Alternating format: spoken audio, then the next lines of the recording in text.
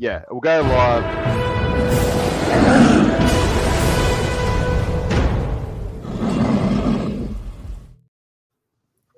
Oh, that didn't work out well. Welcome. Come and no, wait, hold on. This is the wrong podcast. Welcome to the Warhammer Fantasy Podcast. Oh, we can't even cut this out. Where's I'm one of Gamo? your hosts, Gomo. Oh, no, wait, I'm Josh.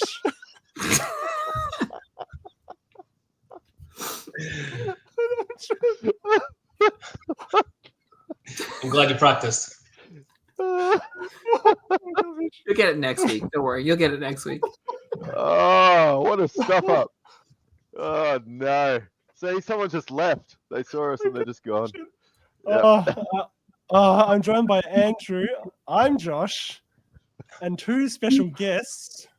We got Jelly and we got Jay on. Guys, And I'm so Gamo. excited. And you're Gomo. You guys, one half of Gomo. You're each one half. Oh, that would be gold. Oh my god, that was an absolute train wreck of an intro. Aren't you glad you can go back and edit? Oh yeah, yep. Go back and edit. It's live. It's going out. New York City. Full professional here. Ah, cool. Yep. How we going, guys? Thanks for getting up bright and early. Because what time is it over there? It's like 7 a.m. or something. Yeah, it's 7 a.m. I didn't know there was a 7 a.m. To be honest, I just thought it started around 9:30. And what am I, a farmer? No. Yeah, so I got up at 6:30 and it's 7:07 now. Nice. 7 on the button, early enough to hide from the kids, but they might rush me at some point, just an FYI. Dedication. I appreciate you guys coming on. But yeah, thanks everyone for coming on. So yeah, mainly we're going to talk a few things because we just had Nova happen. Was that was a weekend before last, wasn't it? And yeah, Jelly, you went to that. So yeah, keen to hear how it all went. Did we have you on last year for after Nova? Because we had you on for one tournament report. No, that was Orlando Crucible. Okay. That was one it's about the same time because Crucible's in like 2 weeks' time. So okay, because it felt like about a year ago. Yeah. Because that was the one where you took, I think it was the beginning of the massive skeleton poison blocks. And I that whole meta. Yeah, and I had like 2 bricks of skeletons, but I think that was a long time before it was like the meta. It was just so easy. I was looking forward to the balloons coming up with the big 50 poison block skeletons, and then they nerfed it right before the release. Yeah. It's almost like you just want to keep selling those damn balloons. Yeah. Poor Tomb Kings. Yeah. Come on, they're still in a good spot though. Tomb Kings are great. They're fine. As we'll shortly find out. Yeah. And Jay, excited to have you on as well. You've been involved in the podcast. So many questions every week. I love the questions. Sometimes related to Warhammer. Most of the time they're not. Most of the time, no. I have an interesting mind. That's all. A very inquisitive mind. Inquisitive mind. That's a good way to put it. But actually, I know a lot of the people. I know, like Andrea. I don't know. Andrea was there at the Nova. I know five of the people who participated in Nova are from New York. They live in New York City, so they're in the group that we perform in. So, yeah. Are you performing as in playing Warhammer? Yeah. I mean, or did I say perform? Right. Yeah. I meant they. They use some kind of trope, like yes. Well, we're also mimes. We're all stuck in an invisible box, and there's some that I don't know, but I can make up weird facts, about the rest of them. Yeah, like Frank. I don't believe he killed those prostitutes. That blood could have come from anywhere, like stuff like that. Sorry, guys. I'm gonna be coughing through this every time I giggle or try to laugh. I'm just gonna be hacking up a lung. So I'll try to. That's right. Yeah. I am doped up on Terrible right now, so. Ooh. I mean, Oh, cool. Right, because you were saying, Jelly, you were recovering as well, right? From it. Yeah, I mean, I woke up pretty good though. Like, but yesterday I was like, oh man, it's gonna be annoying on a podcast. Yeah, great. So seconds. myself coughing up a lot. That's two reasons why it's happening on Tuesday night rather than our usual Monday slot. One of it was, I was pretty sick the last couple of days. Sorry. But then also, we were so disorganized about trying to work out what to do while Gomer was away. I was like, oh my God, I'm just starting to recover and I need to work out what the hell we're doing. So Yeah. I was like, Jelly, do you want to come on? Jay, do you want to come on? And yeah, it worked out. We'll just do it now. But yeah, so we're going to talk about Nova. But yeah, Jay, I'm also keen to hear your background in Warhammer and just how you got into it and that. I mean, just a general intro and stuff as well. Sure. Jelly, how are you doing for time in terms of how much time you got? Like, you're okay for now? I'm good. Yeah, cool. Awesome. Right. So yeah, I think I'll start with you, Jay, then. So do you want to give us a background of your Warhammer story, your journey, as it were? I actually bought. I first started playing in 5th edition. I bought the box set that had the Bretonians and the Lizardmen. And then with that, I thought, it was great. I mean, it was, looking back, you're like, wow, those skinks were. It was really two poses. It's either this or it was. But and all the Bretonian bowmen pretty much looked the same. There were like two poses there too. But yeah, that's how I started. I bought that, and then I thought it'd be something my brothers and I could play, but they had zero interest whatsoever. So I had this box set, and then two of my cousins, like I have an Irish Catholic family, so I have over 20 something cousins on one side of the family. So it's ridiculous. They so two of my cousins saw it, they're brothers, and they really were into it. They wanted to play. So they started. One of them started playing Bretonians. Then one of their friends started playing Lizardmen, and I started collecting other armies. First, I wanted to do Skaven. I thought they were cool, but at the time, Skaven were all metal. And it would have. Especially for what's nominally a horde army.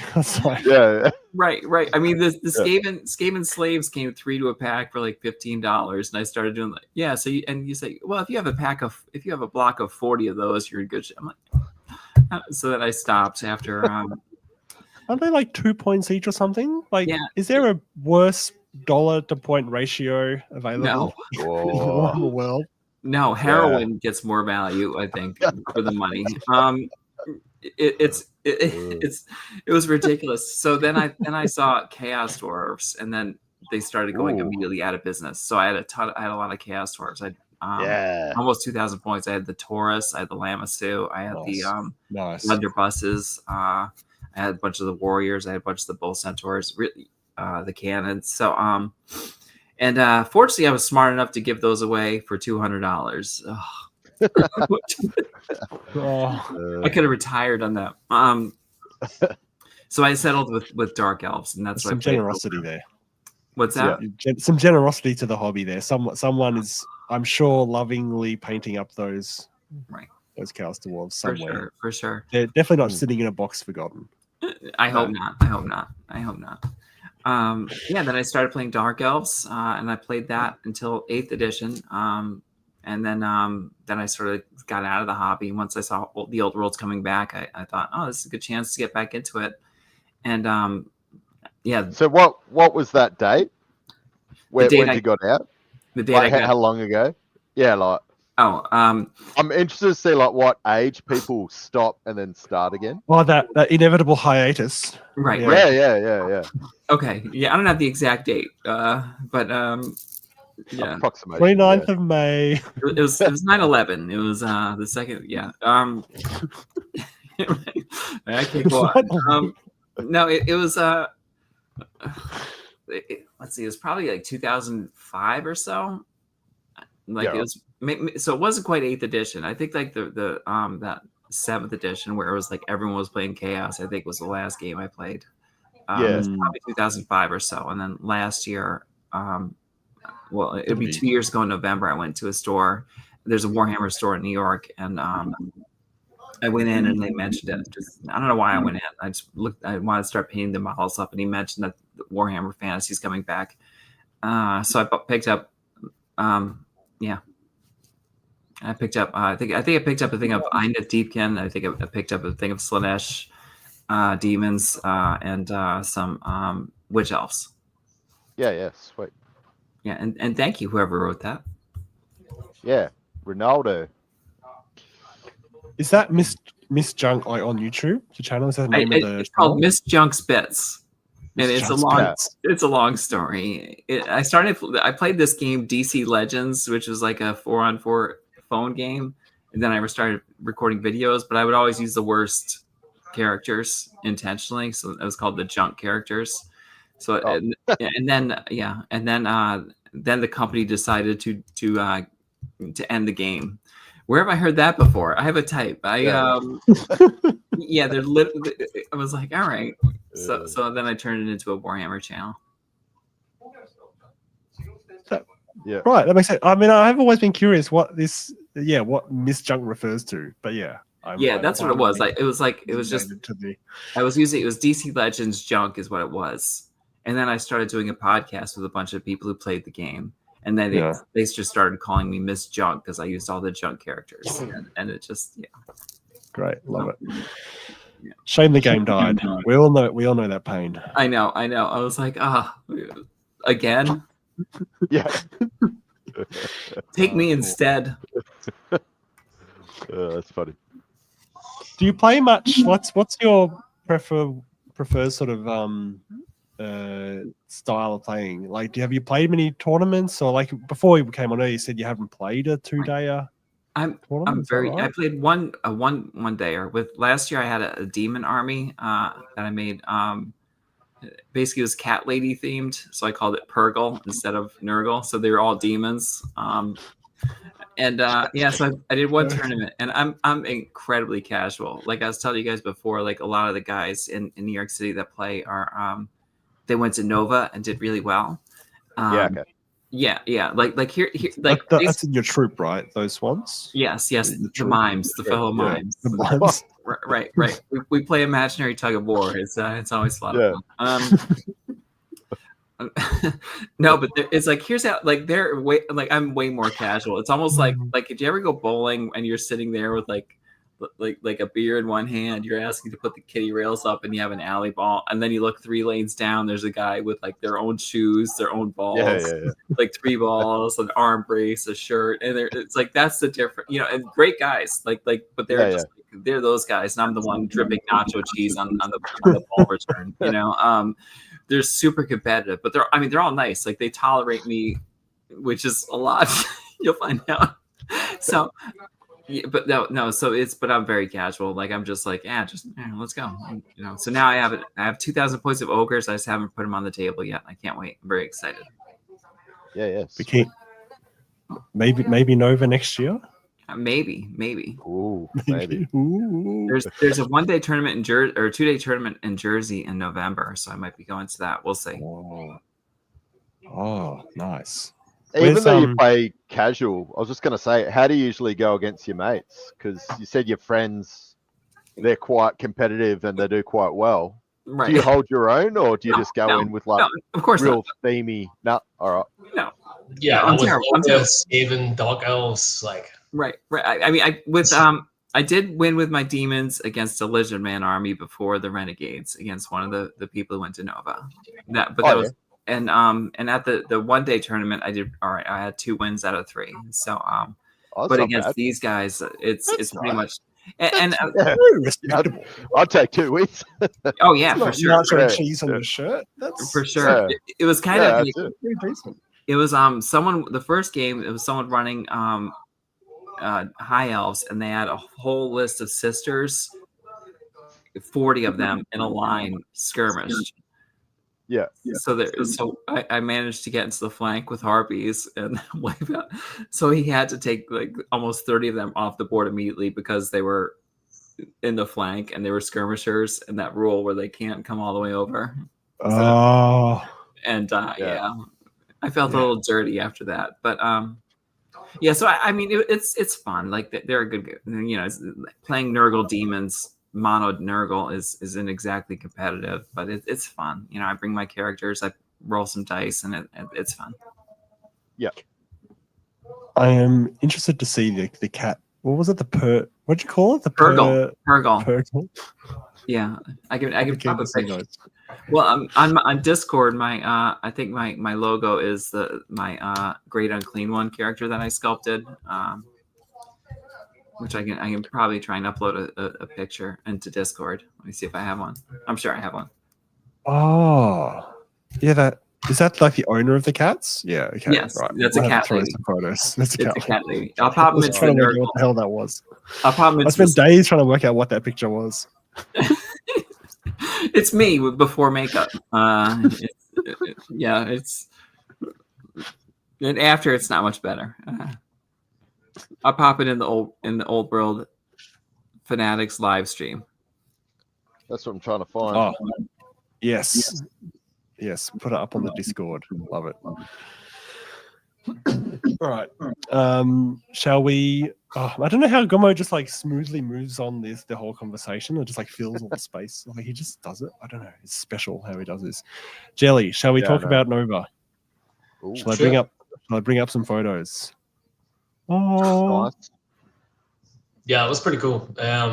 So I ended up booking a hotel right across the street, and I was like, I'm gonna have to section off some time to look for this place tomorrow, whatever. And literally the car just pulled up and there was this massive like Warhammer 40K inflatable right outside. I'm like, found it. That was easy. Is that Watergate?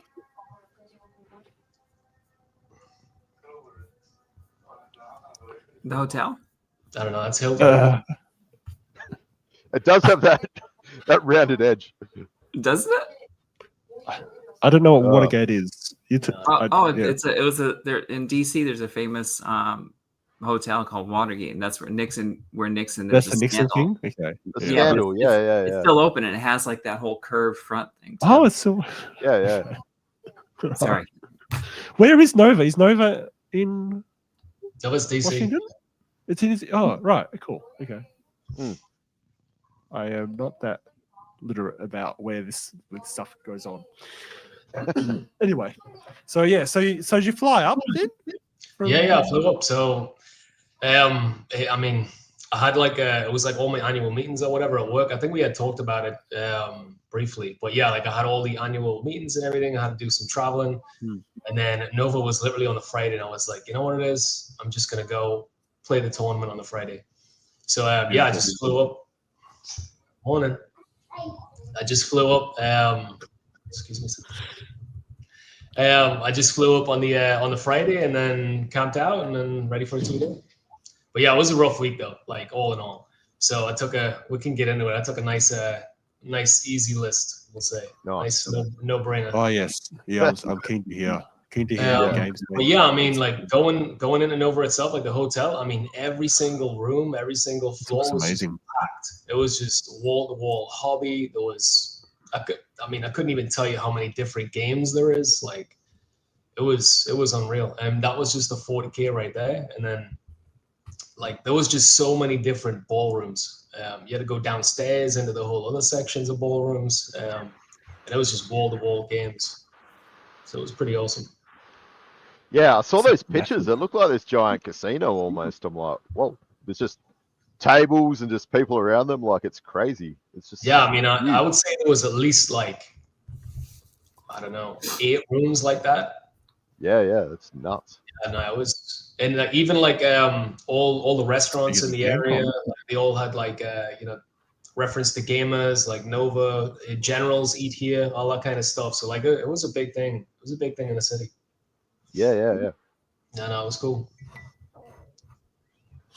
Silver Dose is like, these versions remind me of Castle Assault. So similar. I'm not sure that the current state of that place is anywhere near like this. How many players? How many of people were in the 40K tournament? Do you know? Jeez, I couldn't tell you. Immense. Yeah, I couldn't tell you, but it was packed. It was at least 2 rooms. Yeah, right. It was filled with nerds who stopped wearing deodorant. Yeah. What's the question, MC Wong? Oh, Do US gamers have a better standard of personal hygiene than Australia? Because that hotel will stink if they're anything like us. He's Australian. Jinx. Yeah. How did it smell, Jelly? Is the question. Fine, honestly, like I did not with a lot. Maybe they've got a functioning AC. Rule, but yeah, that's it. I bet it's that aircon you want. Yeah, the aircon works, I guess. Yeah, I bet Old World has better hygiene than 40K. That's just my. Ooh, you're putting it out there. I feel like 40K or Old World people are older now than most of the so you don't have those the 16, 17-year-olds who are Oh yeah. First out of home, and they've got to wash their own clothes for the first time, and yep. I must admit, sometimes like in Canberra, when you're in this massive shed and the AC breaks down and it's 40 degrees outside, the amount of deodorant is going to save you.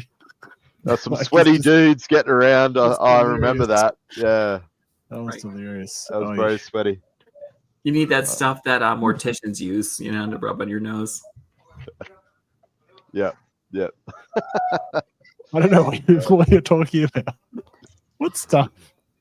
The smell. Being around dead people. Oh. You've never been around a corpse? Oh, jeez.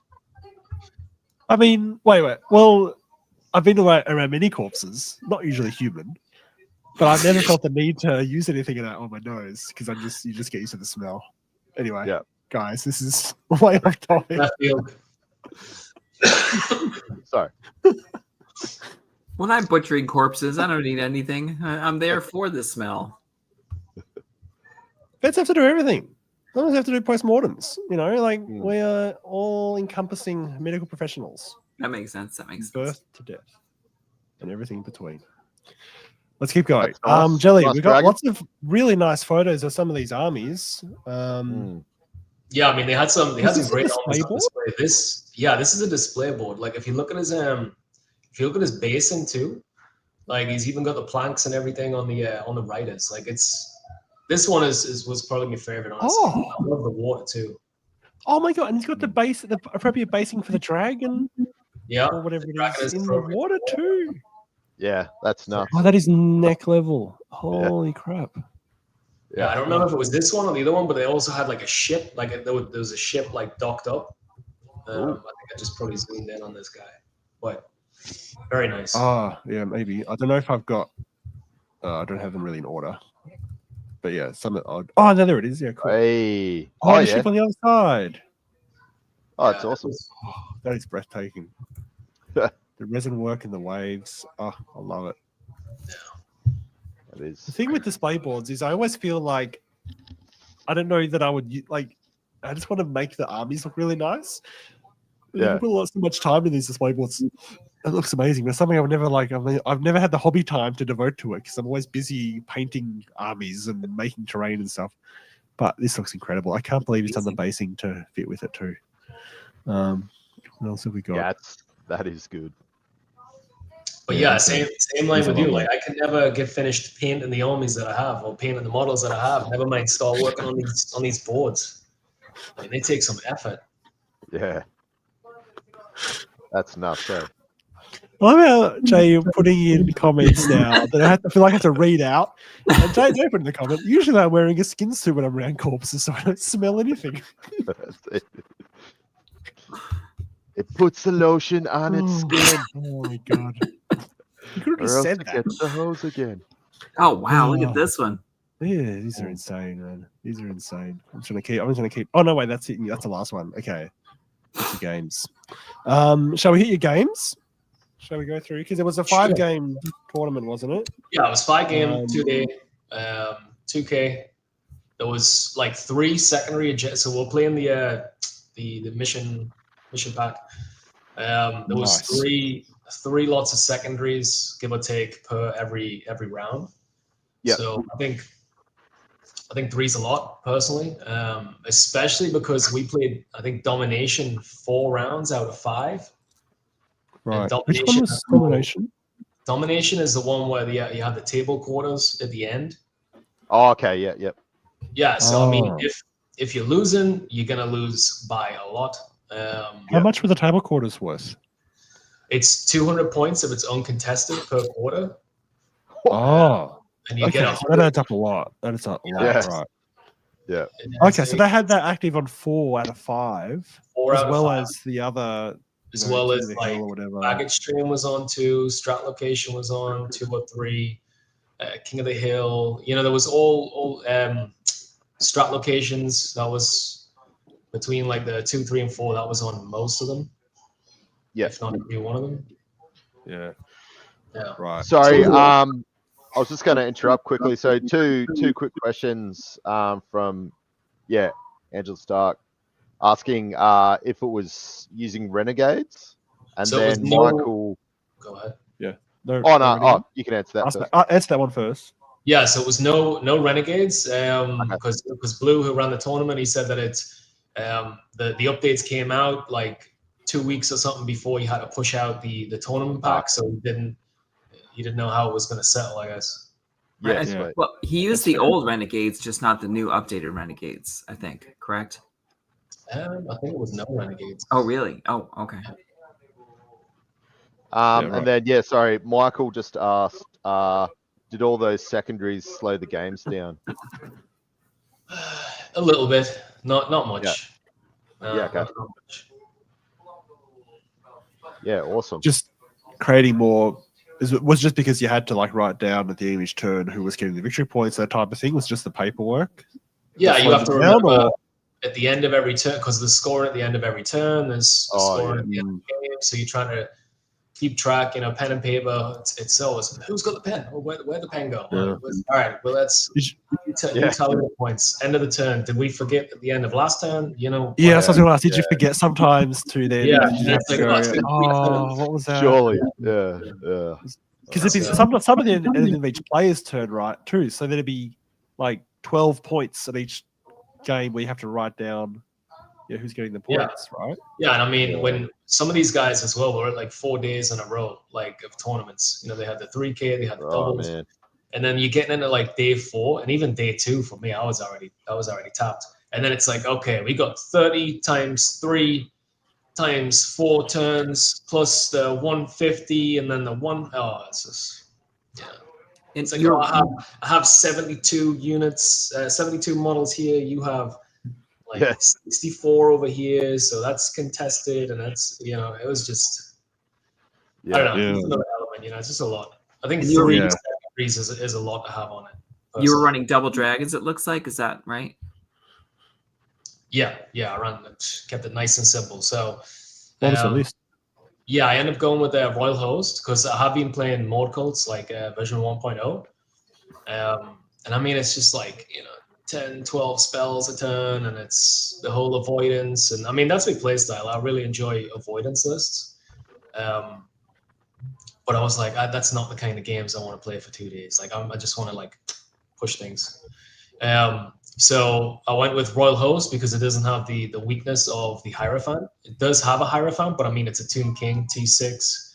Kit him out with a 4-up armor save, a 4-up ward save with the Armor of Destiny, and then a 5-up regen and the Biting Blade, so he's not going to get tied up by any ethereal.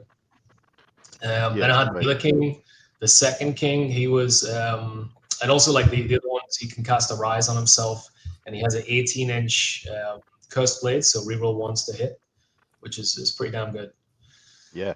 And also like Royal Host wasn't getting used because they didn't have the level 3s, the level 4s, but it's not as big of an issue like in this edition. Yeah. Yeah, of course, absolutely. So I mean, it's pretty viable. I mean, the problem is with this list is like 1,000 points is the dragons, which is amazing. The both kings, they're great. Everyone's gonna have a tough time to get through them. Period. Yeah. But with 1,000 points with the larger core, it's really tough to get a good core that works for these guys. That works in conjunction with the 2 dragons, because 2 dragons are gonna do a lot, but like.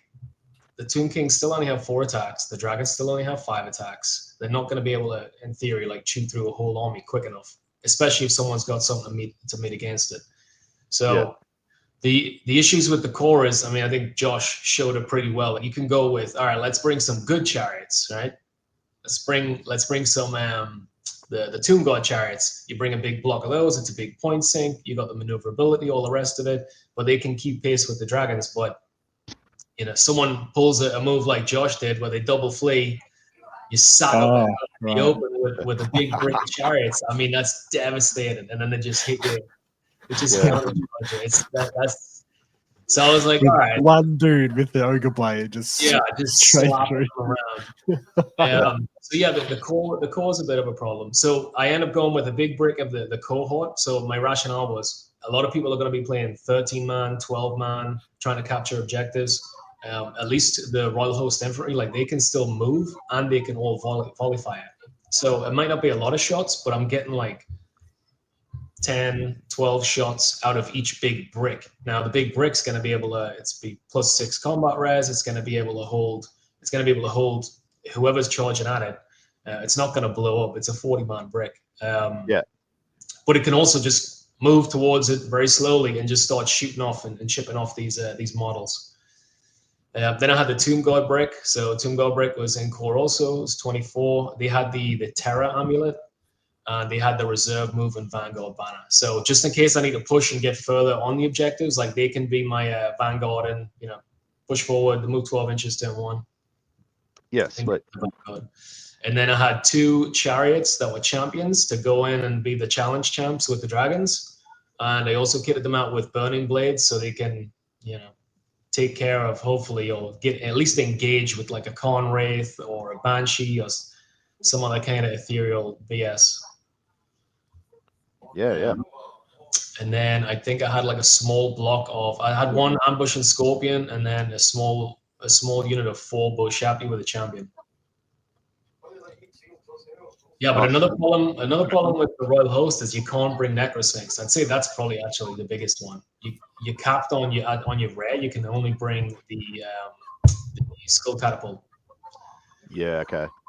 As in that's like you just can't choose the Sphinx at all. Like, yeah, it's not an option. It's not an option. Okay. So if they would bring Sphinx in here, I mean, you got your 2 dragons, you got your 2 Sphinx, and then you just fill it up with infantry, and you're good. Like you haven't got to worry. But the way it's set up like that is like 1,000 points are going to be pushing forward. The rest of the guys are going to be sitting on bricks. And then depending on who you play them, you're going to need the support with that Tomb God block. Yeah, right. It's solid. It's solid. So who did you play in this first round? I'm not sure this is the best. I don't know if we've got a slightly better photo. Yeah, it didn't last long. This one is not. It wasn't a good matchup. This was a dwarves. What's it? The Expeditionary Force. Oh yeah.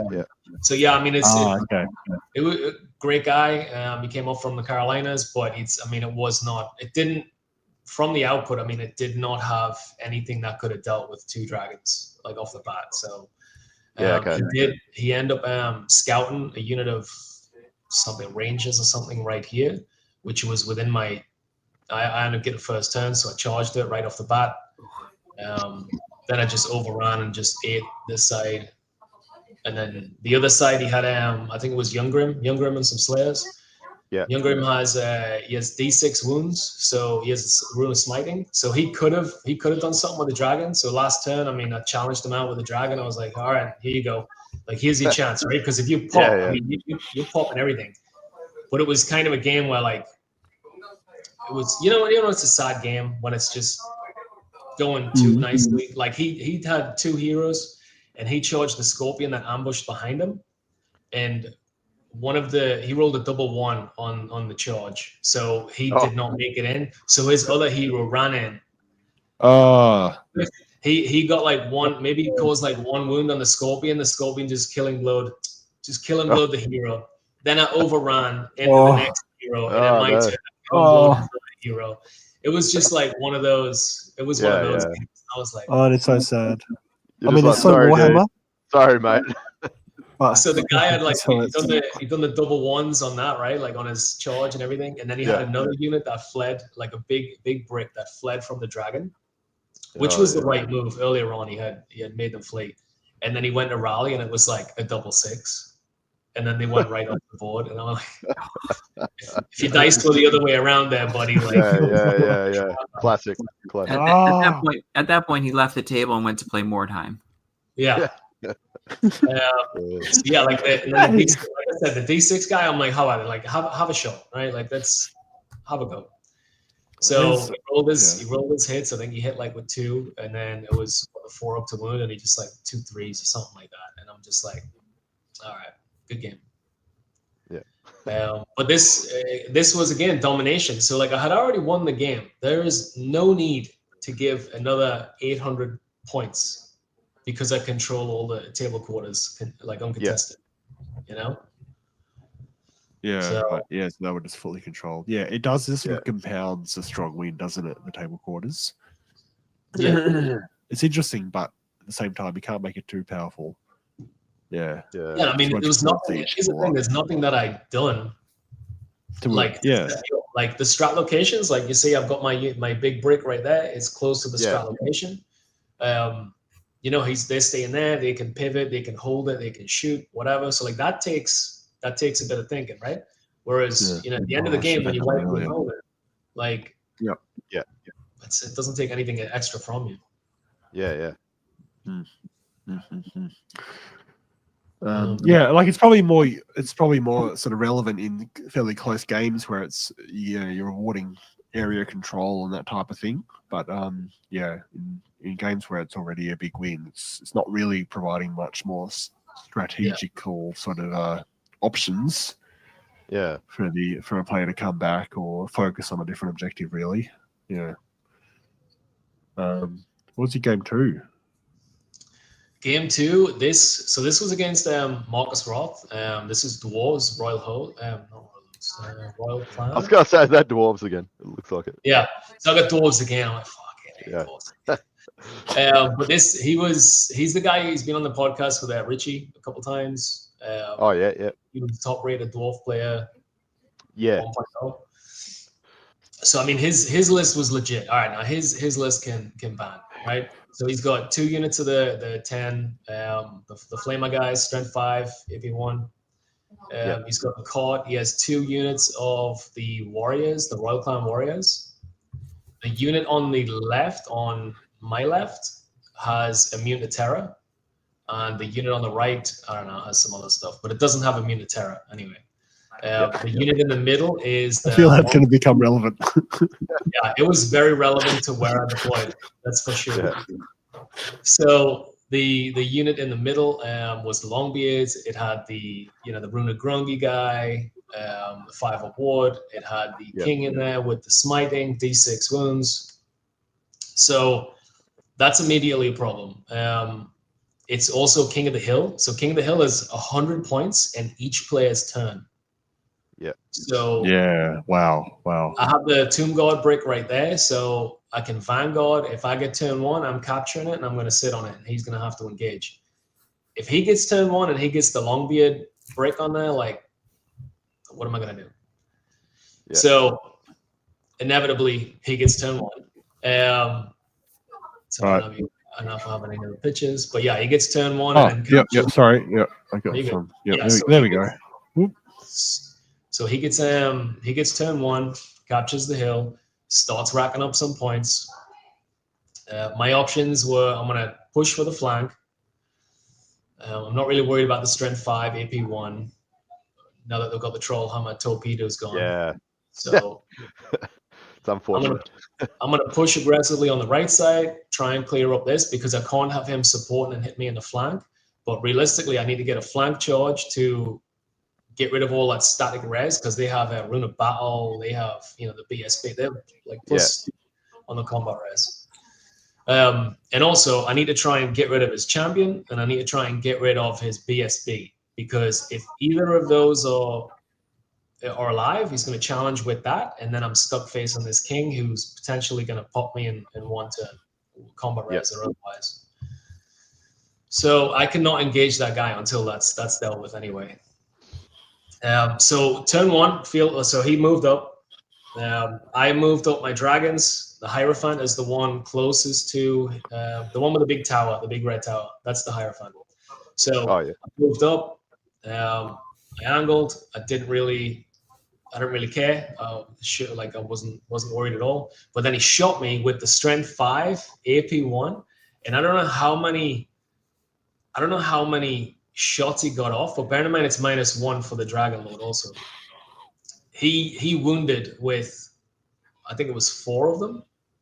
Yeah. Geez. And I rolled the armor save was a 5-up, so I failed those. Then I had a 4-up ward, so I failed those. Oh, So and the thing is, the king is flammable and he's dry as dust, so he does not get a reach. So I failed up the 5-up armor save with them all. I failed the 4-up ward save with them all. So I just rolled all these ward saves, failed them all. Then I roll on another 4-up. I take an additional wound. So I rolled the 4 of them. I rolled a 4-up on all 4 of them. On all 4 of them. So in his turn too, I have a Hierophant with 1 wound left. And I mean, I just looked at him and I was like, ooh. And he's like, yeah. So anyway, like at that point, I'm like, fuck. I have 1 wound left in this guy. This like I can't start slinging him around at this point. So I was like, all right, he's gonna charge into them at this point. Anywhere else I go, he's gonna get slapped by combat rares. He's got like 3 bolt throwers there, which they can plink 1 wound off. So anyway, I end up pushing forward into the flamers. I got rid of the champion. They stubborn fell back. I reformed. And I think this was so then what ended up happening is I double charged, double declared at the Royal Clan Warriors, and they failed the terror check. So I've pursued with 1, caught them, reformed, and then this guy, the other king, I redirected into the flameless. I can't remember what they're called for whatever reason. The Iron Drakes, right? So I redirected into those. I only had 1 wound left. I was like, I'm gonna have to try. Just trying to survive. You kind of get that lucky twice, right?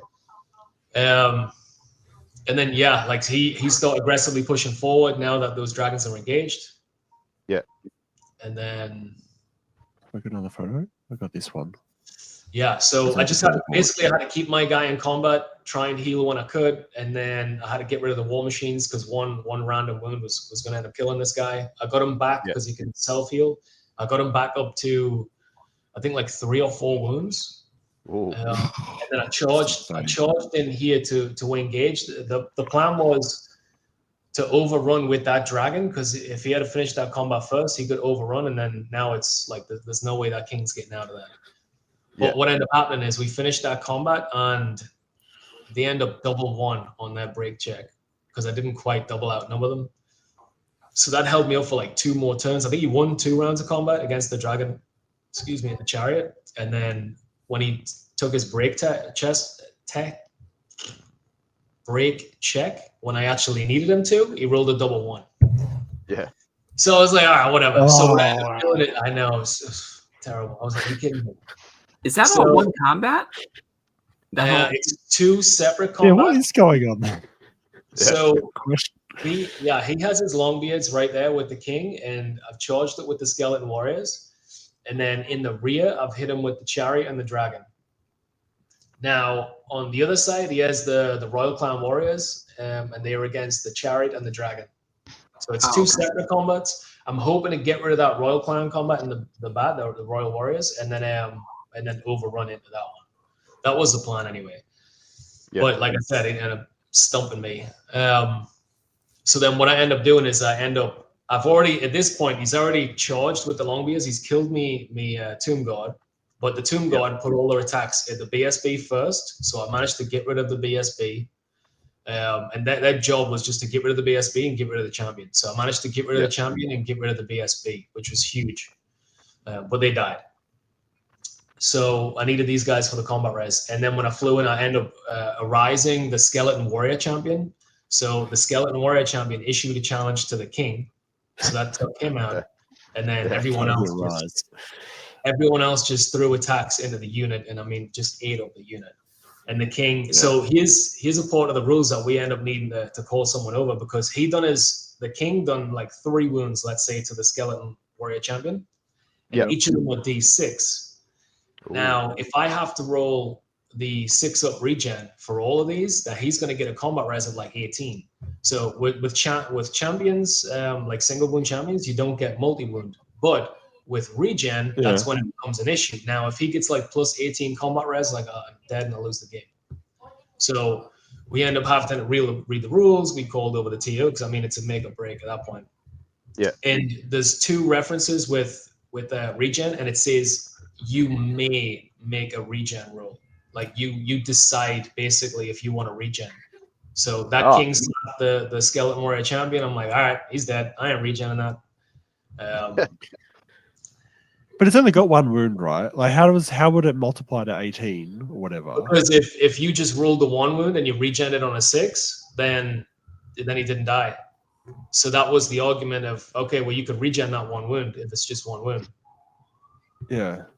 But even if it's, but it would be considered overkill though, or is it just wounds that are caused to it? Well, it wouldn't. He wouldn't die if you rolled that. And let's say we rolled 3 wounds and I rolled 3 regens and I saved them all, then he's alive. So then the argument was, okay, well, do you have to roll regens for the D6 wounds for the multi wounds? Right. But even if you done like, say, you had done like, because it's multi wound D6. But even if you've done multiple wounds to him, still surely the overkill would be maximized to like 4 or 5. Or that kind of thing anyway, wouldn't it? Yeah. But either way, the whole thing was like the champion, the single wounds with the multi wound, and then the regen. So but yeah, like being able to not take the regen if you don't want to is huge. Yeah, fair enough. Yeah, so it's not going to multiply in the first place. Yeah, no. So with this one, I end up breaking it. I end up beating the unit down to one Longbeard on the king, and then they end up breaking. They fled all the way through to the back of the king, right on the edge of the board. Well, not the edge of the board. But he had like, I don't know. But anyway, all the way back behind that king. Yeah. So you can actually see him there. I don't know if you guys can see right behind the king. Yeah. Yeah. So okay. So here's where we misplayed it, and this caused me to match up with Cathay around 3, which sucked. But I can't wait to hear about the Cathay game. So when we're tallying the scores, so the following turn it was like, all right, rounds up, whatever. So it got his turn. He rolled a 7 on his leadership check to his rally. So his unit rallied. So I get like what 25%, whatever the point is, maybe 50% match play. But I need to get a partial score on that unit. When we finished the game and I'm into the round 3, I was talking about it with Phil Call actually, and he goes, "Did he roll a 1-1 on the rally?" And I was like, "Yeah, because it's still got the Longbeard there, doesn't it?" Yeah, he's got 1 Longbeard, so he's less than 1 Longbeard. Yeah. And I'm like, no. So, anyways, as we tally up the score, like I pretty much tabled him. But because he had the King of the Hill, he pretty much got 1,000 points on objectives, like off the bat, because it took so long for me to maneuver. Get him off. And because I didn't get like the 780 points from that Longbeard brick and the King, it ended up being a tie, which wasn't a tie, So yeah, I spoke to Marcus after. Marcus was actually on the table beside me in Cathay, and I was like, we fucked up, and he's like, what happened? And then I was like, oh, you didn't roll 1-1. He's like, oh my God. Yeah. I just want to apologize to everyone for that foul language. Sorry, we're back into it now. It's fine. So that was disappointing. What? What the? Using the Lord's name in vain. Oh, sorry. Right. Did you drop the F-bomb? Yeah. Oh, was it that one? Oh. I didn't even hear him say it. Was it? Oh, right. Okay. Okay, sorry for the foul language, everyone. There was no rule about that, by the way. Oh, really? Anyway. I can swear? Yeah. Oh, thank God. Oh. Sweet. All right, so I mean, we don't really swear very often, but we don't have any policy about it, and we're happy for anyone to swear whatever they like. Yeah. It's just that we're not especially vulgar ourselves, just like baseline. But you guys can. Josh doesn't know me very well, but yeah, okay. We'll go with that. I've seen your monoliths. I don't know about that not being vulgar. Yeah, I don't know. Oh my god. You guys. Come on, let's hear about Cathay. I want to. Let's hit the next one. So far you're 1-0-1 then. Yeah. So then I get paired round 3 with Cathay. Dwarves. Yeah. So this one it was against Andrea actually. So nice. Andrea was Team USA as of like 2 weeks ago, and then I think he had to drop out personal reasons. But needless to say, really good player. Yeah, he's from New York City too. So I think he played on Team Italy like years ago because he has a channel Sun Tzu something. I can't remember the whole thing, but so he was so excited for Cathay to come out. Yeah, so I asked him. I mean, I dare in hindsight, I shouldn't have asked the question. I was like, "Oh, how are you finding Cathay? Talk to me about your list." I think I lost an hour. He just went on and on. I mean, he was having his wine. He was feeling good. And then I was speaking to the other guys after, and they're like, "Yeah, that's Andrea." I was like, "Damn, yeah, right. Super nice guy. One of the nicest guys. Yeah, really nice guy." So yeah, this is us setting up. I was really limited on terrain. So this one, the dragon, the Hierophant, is in front of Impassable right here. I could really only get blocked off by 2 of the cannons. By one of the cannons. So the best I could do was make it so that only 2 cannons can hit me at once. And then if they want to double fire, I've got to go through 4 rounds. So I put this guy behind the woods, this guy behind the Impassable. Try to create some space for the thunder, whatever it is, and then I put the infantry in the middle. So he's got a unit of Jade Lancers. He has the hero, the Magistrate, on the balloon. So it's 10 wounds. It's a 4-up, 5-up, and he has the Plague of Rust ring, power level 3. Then he has another regular one with fire bombs. He has 3 cannons with ogre loaders. He has a unit of 10 warriors. He has an ambushing unit of cavalry too. And then he has the 2 Shogun gun lords, and one of them with illusion and the monkey king. So, yeah, I mean, I don't know. I thought in hindsight, I probably shouldn't have deployed the bricks together. But this was the first time I played Cathay, so I was like, this seems all right. I've got there I can push forward. It's within 6 inches. And then these guys will vanguard and hold the middle, so I can control the mid board with the objectives. The Bushabdi can have a couple pop shots at the cannons. And then the dragons are going to fly over, deal with the cannons, circle back, and then deal with whatever's going on. That was the plan. Yep. Makes sense. It's hard to plan for an army you haven't played before. And I haven't played them either, really, yet. Like, must be scary. Yeah, I feel like this is gonna get ugly. Like it's gonna be like, show me where the Cathay army touched you, kind of. I'll show you on the next slide. Yeah, I fear it's gonna hurt. Is it this one? So this is turn 1, right? So he gets turn 1. He rolls 5 or whatever. So he gets turn 1, which is huge. I mean, if you give Cathay turn 1, like not only are they getting the extra shooting phase, but they just shut down the movement.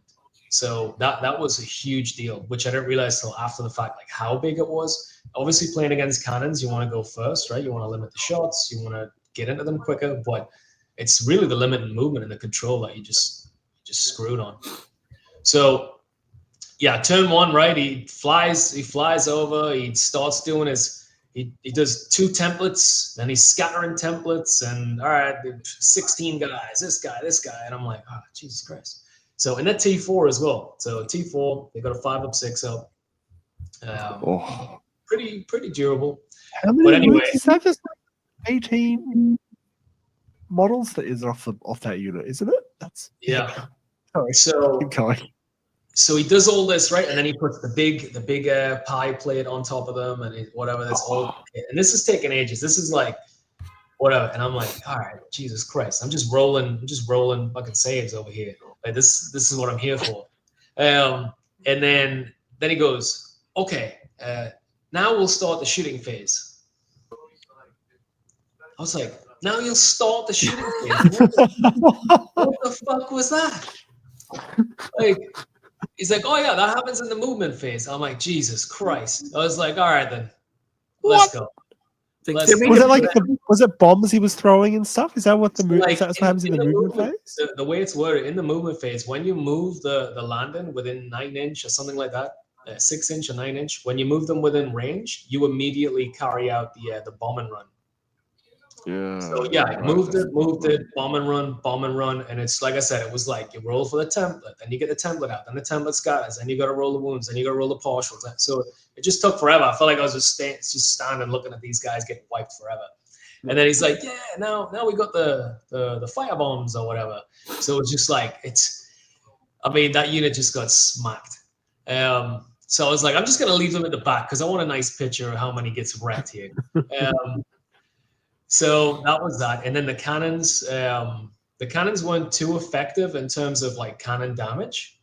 I think maybe I took a wound or something. Whatever, it wasn't significant. But the minus in the movement, it was like -2 movement. He was rolling like 11 inches on the area. -2 the movement, no swift stride, and then he popped these 35-point no fly banner just cause. So that was his turn 1, which is pretty rough. Turn 2. So, so I'm like, all right, these guys are dead. The only thing I have left is I have that Terra amulet. I can't really deal with these balloons. I'm not in a position to deal with them right now. I need to try and focus on these cannons. So I declared a charge at 1. I had movement 2, and because of all the reduction or whatever. And I'm like, fuck, I declare the charge. It's within declarable range. So then the balloon had to take a Terra check, and it failed. So I got rid of 1 balloon, and then I redirected into the other balloon, and I actually made that charge, and he couldn't stand and shoot. Yeah. Why? Because it was a redirection. Redirect. So I was like, all right, cool. All right, I've tied them up at least for a turn. All right, it's not. I mean, as soon as they're out of that combat, we're fucked. Yeah. So then, but the thing was, like, in my turn, like, because my guys were parked behind the impassable, there's no fly, so I'm down to movement 6. Then I'm -2 movement, so I'm down to movement 4. So I have movement 4 parked behind. Where were they? Oh, right. They were behind all this terrain and stuff. So I'm like, yeah, son of a biscuit. All right, so I've done a little sidestep. I've done a sidestep 2 inches just to give me some clearance. Yeah, no, it has to be further on. Yeah. But I couldn't really move them anyway. I'm just I don't know a picture, but I just sidestep, moved him 2 inches, so at least I have some vision if he comes up or whatever, and I can fly next turn. And then the other guy, I was kind of stuck because he was behind the woods. If I bring him forward through the woods, same thing. He's just going to hit me with 3 cannons, potentially 6 shots. Or he's going to charge me with that guy who has the Monkey King blade, going to cut through the armor, wounded on 2s, reroll successful wounds, but when you're wounded on 2s, it's, So I was kind of stuck with this guy. Then I ended up pushing the chariots around to the flank because this guy ended up charging the Boshabi. There was no way that I could get them out of the charge arc because I had movement 3. So when I'm trying to move backwards or what have you, I'm like movement 1.5. There was no way I could get out of the charge arc, so I probably deployed them too far. So I decided to shoot at the Shigengan Lord that was gonna come after me. Maybe with Spike. Missed and failed to wound everything. Then he declares a charge. I missed and failed to wound every shot. Again. 8 shots at this guy that just did. I mean, he's got 7 wounds, so you'd be fine either way. It just feels bad that you didn't even get anything through. Misses. I'm like, oh, that sucks. Just give me a wound. Give me a Just give me something. Make me feel a bit better. Yeah, exactly. So is your opponent wearing a thematic outfit? I was going to say, is he cosplaying? Yeah, both Cathay players wore an outfit. Oh, that's awesome. That's so I think truly appropriate. To ease the wound of Cathay. One of the things they did, I think you got points if you cosplayed. Yeah. It was like 5 points. So it was pretty much worth a game if you cosplayed. Yeah. Nice. I think I've never beaten a cosplaying opponent. Ooh. Is that? Sorry. Well, no, it's only played one game against a cosplay opponent, so it's You've only small played sample that. size. Yeah. Small sample size, but that's a so true statement. Yeah. Full professional. Neither have I, actually.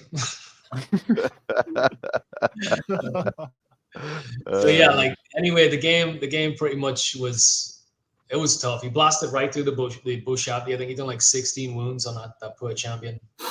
Oh, jeez. And he was just rolling. I mean, he was rolling 5 and 6s every time. I told him like even the Cathay dice are cracked. Like Yeah. But yeah, I managed to tie up that balloon, the magistrate one, for ages because they have a champion or what have you, so they would keep issuing a challenge, and then they would not issue a challenge, and he would try and get the wounds. And then I was messing around with the taking the regen, not taking the regen because I was trying not to give him any combat res. So I tied that magistrate up for a couple turns, which was frustrating to him, but it was great. And then I have this dragon right here, and I'm finally able to fly. I've got some movement. I'm exposed on both of them, and then he hits me with Miasmic Mirage. So Miasmic Mirage, he hit the guy on the right at first, so I couldn't get the green guy, and then he flips around after the combat, and then the next one he gets the dragon on the left, who was poised to just start ripping through. But he was casting at 18-inch range because the yin and yang thing. It was 18-inch range, and it's an additional +1 on a hex, so it was casting at +3. So like I said, he was rolling well too, but I mean, he Miasmic Mirage. So it's no fly. So with the undead, you can't march either. So you're dropping it down to 6. Then you've got the -2 to move because of the cannon. So you're moving 4 again. So it's just like these guys are like crawling. They're just crawling up the board. Yeah. Yeah, so I try and move the chariots because his focus is on the dragons. I'm like, all right, let me try and get, and then he blocked it off with the other lord, so I had to pull them back and get them out of charge off because otherwise he's gonna just overrun and get both of these guys. Yeah, and then next turn. Oh, yeah, sorry. Yep, the next one. Yeah, so then this one, I mean, he bombed, like he finally got out of that combat, the magistrate or whatever, and then he bombed the shit out of the skeleton warriors. And I mean, there's like 5 guys left. Yeah. Like he just that was a brick of 40, so he just absolutely wrecked them. Yeah. And then the dragon declares a charge on this cannon because, like I said, he's rolling hot. He's rolling 5s and 6s all day. He failed his terror check on that, so that ran off the board. I redirected at the other cannon. He failed his terror check on that one, so that one went off the board. Nice. So the dragon just has to go forward, like meander forward, and he's just you don't get to reform afterwards. So he's kind of just stuck facing the backboard. But 2 cannons are gone. So he's lucky. He's lucky 5s and 6s just kept going through for his territory. Oh, they went through for everything. I was like, I literally said, "That's what you get." That's what you get. I had to come back and fight you at some point.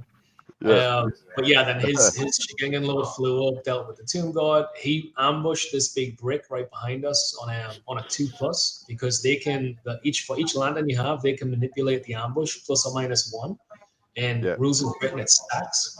So on a 2+, he brought out these guys and then just marched right up these guys' face. Yep.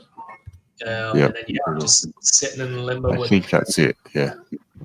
So the game ended there. Like we ran out of time. I think there was 2 turns left, but there's not much. I think he took so this unit of Cav actually charged into the 5 skeleton warriors. The skeleton warriors didn't take a single wound, and they held for a turn up until what? Man. Infantry. They just stood. I'm like, yes, let's go.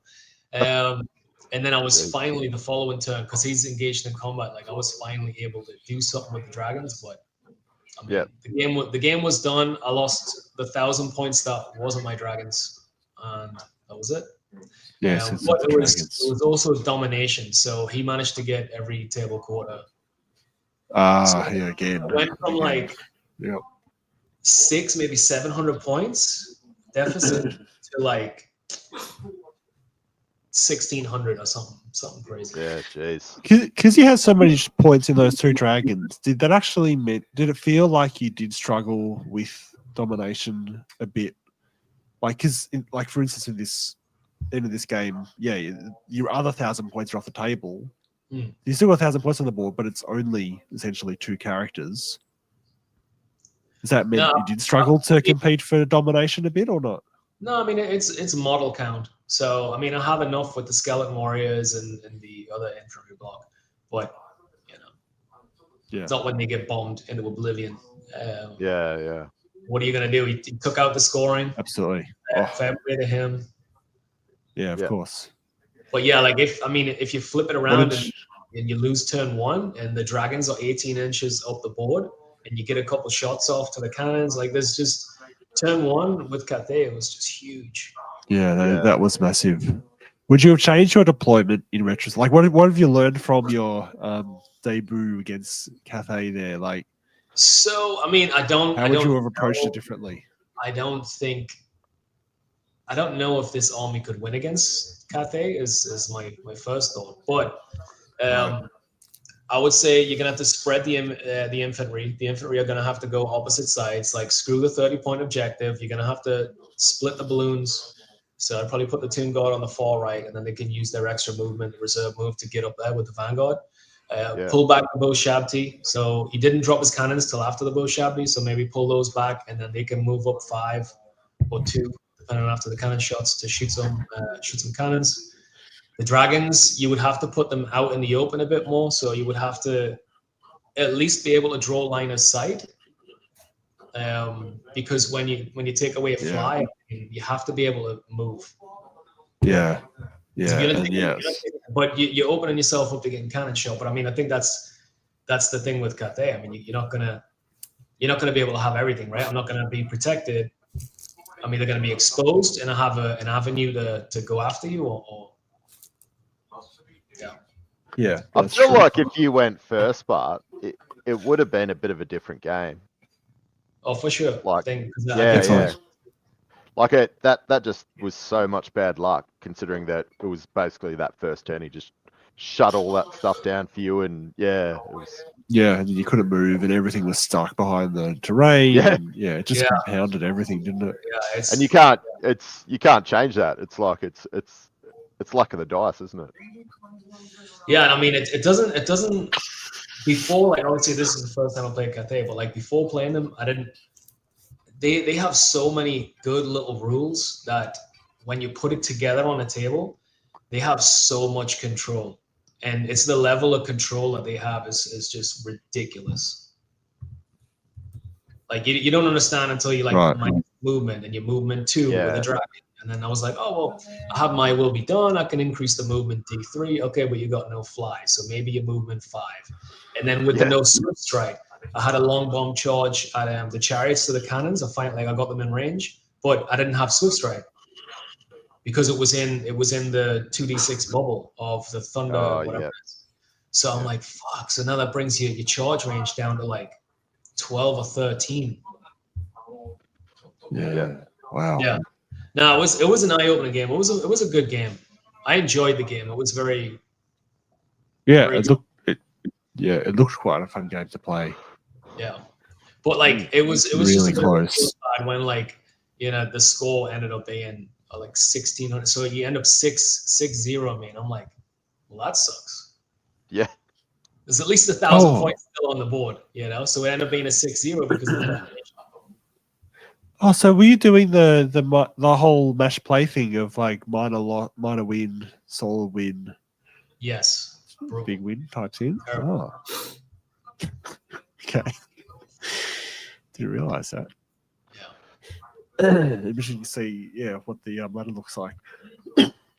Yeah. All right, cool. All right, let's keep going, shall we? Couple more. So that's the end of the first day. So you have those 3 games, yeah. Yeah. So day 2. I mean, this one's a lot quicker. Go paired into Empire. Before you do that, was there much like that night? Like in terms of Nova, is there stuff that happens outside? Like, was there a dinner or people go for drinks? I don't think there was anything. Or am I just thinking of Australians and that's just what we do? I mean, I don't think there was anything run by the tournament, but I mean, there was a lot of groups of people who are local. Like a lot of guys are local to like that Virginia, DC, New York area. So there's a lot of like cliques, if you will. So I was invited to a dinner with some of the guys like Phil Cole and his crew. But man, after getting stumped by Cathay, I was like, I'm just gonna get in the hotel and grab a couple whiskeys. Like, I'm all right. There should be a rage room where it's nothing but Cathay balloons that you just pay like $50 to just take a baseball bat to. Yeah, that was a rough one.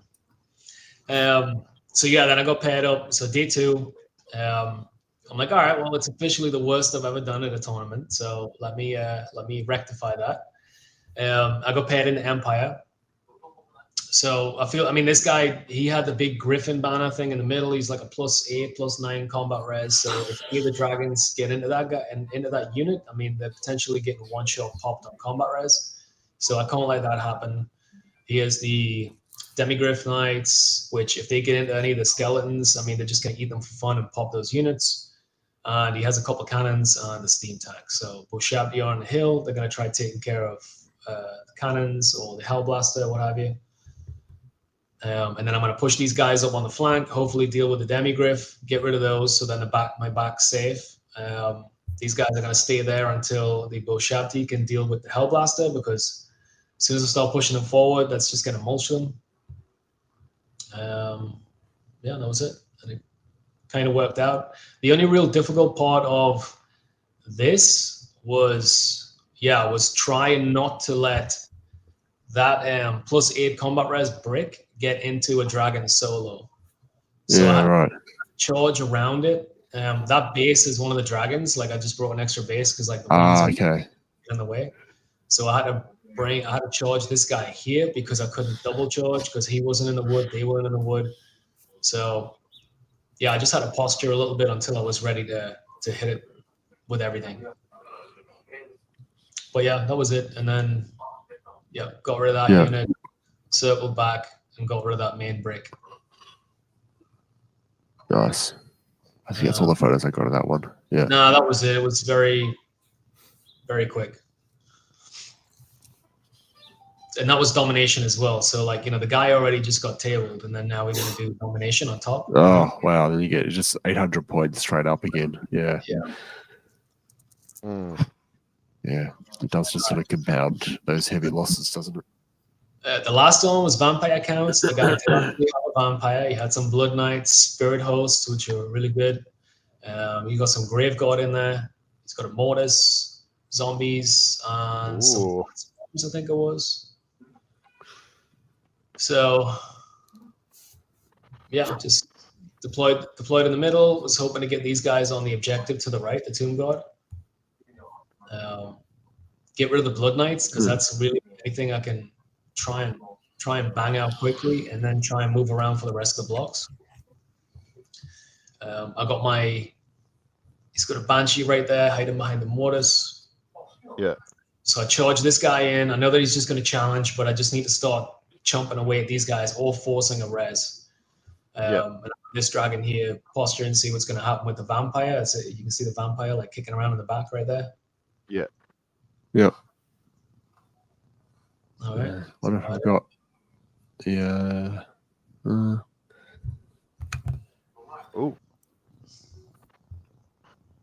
is that it? Skip the next one. I don't know if that was. Okay, I'll do that last one. No, go back. Okay. So yeah, change. he ended up bringing his vampire like right in. Oh, you can actually see him here. He's engaged with the skeleton warrior block. So he ended up slipping his vampire between the two dragons.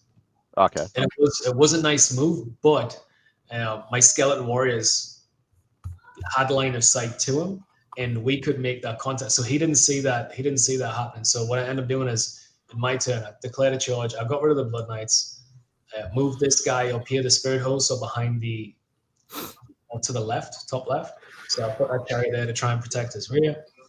The vampire, declared a charge with them. I declared a charge with the dragon just to get it out of there. So the dragon ended up flying away, which opened up the space for this brick to attack the vampire. And then this guy with the burning blade, the chariot, I ended up charging that into the Banshee, just hoping to tie it down. If I do a wound, then we're stuck in, what have you. Yeah. So I end up beating this vampire in static combat res by like 5 or something, which is enough to pop it. But they were playing that you get regen on the on the combat res. So he rolled the regen saves and he saved 2. So he ended up like alive. He ended up alive on like 1 or 2 wounds. So I mean, I was like, all right. Wow. Yeah, I was like, now I'm kind of screwed. I didn't really factor that into that equation. And now he's just gonna overrun and just start slapping this brick. Yeah, and that's it. Yeah. I mean, it became an absolute, just a fight for the middle, which was fun. We actually ran out of turns also. I mean, there was like 2 turns left still. The Tomb God finally got up to the mortars. The dragons were finally in a good position.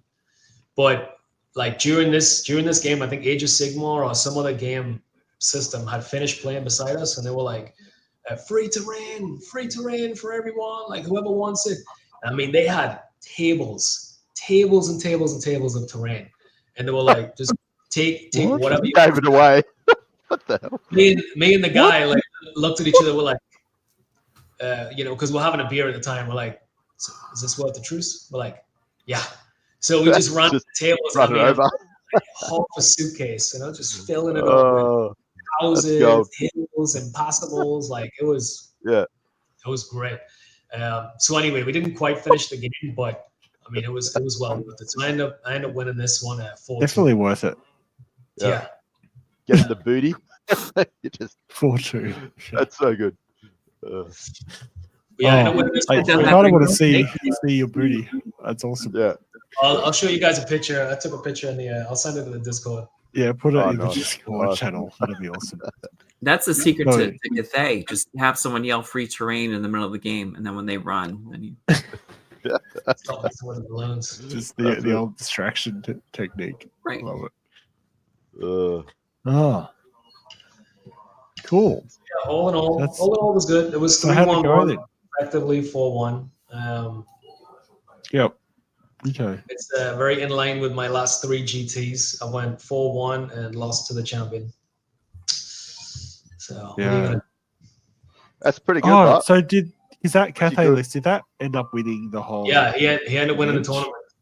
Yeah. Right. Yeah. So, I think one of your dwarf players also went undefeated. Like I think he had like 2 wins, 3 wins. It was the guy. Yeah, the guy I played round 2. He went undefeated. Yeah. Well, drew against. Right. But yeah. It's so first and second was Cathay, and then third was Phil Call with the Tomb King Monster Mash. Nice. Right. Yeah. You're in the top 10, weren't you? I think I looked you up. Because it was 9th like or 10th or something. No, because I ended up being like 3-1-1. But the problem is with the 0-6 scoring, like everyone's like tied. There was like 10 people tied for spots and everything. So it's okay. Yeah. Is that why there were so many ties? Yeah, because the degree of separation is horrible. And then on the draws itself, like if you're within 400 points, then you still get a draw. So yeah, it's not the best. Okay, so there was quite a lot of draws just in general. Yeah, because you got to have like 400 and some points. Yeah, but I guess the thing is with all those secondaries, there's quite a lot of victory points like available, like on the table. So because I guess you got to take that into account that to some extent in terms of stratification of how many points do you offer for a draw versus your small win and that type of thing. Yeah. But still I find 0 to 6 just it just doesn't give you enough as I say stratification at all. That's crazy, especially given how many players were and have like a 5-game tournament. You'd hope it would split everyone properly, Yeah, the whole point of doing 2 days. There was like 70 players, so it's just Oh, it's a lot of players. Yeah, that's crazy. Were there baggage trains, or did they not use those in this? Yes, there was baggage trains and like 2 or 3 of them. I didn't have one. I just put a bunch of bases down. Yes. They were using the baggage train. Doesn't sound like it played a big role. Like, I don't know, you didn't mention them in any of your games. No. The baggage train. That's where he kept all the dead skeletons from the Cathay game in the baggage train. The baggage train. Just created a base full of them. Right. That was actually the baggage train at the back, was it? Okay, I mean the cool thing about was that like your first sort of proper 1.5? Yeah. I think that was like experience? my I played like 5 games before that, so that was the first 1.5. Yeah, I mean it looked like. How did you find it? Like it looked like they were proper normal sort of Warhammer armies. Like because I mean, playing 1.5 at Castle, like was under a different comp and it had Aussie comp and it was a whole other thing going on. But this is just like straight out of the book.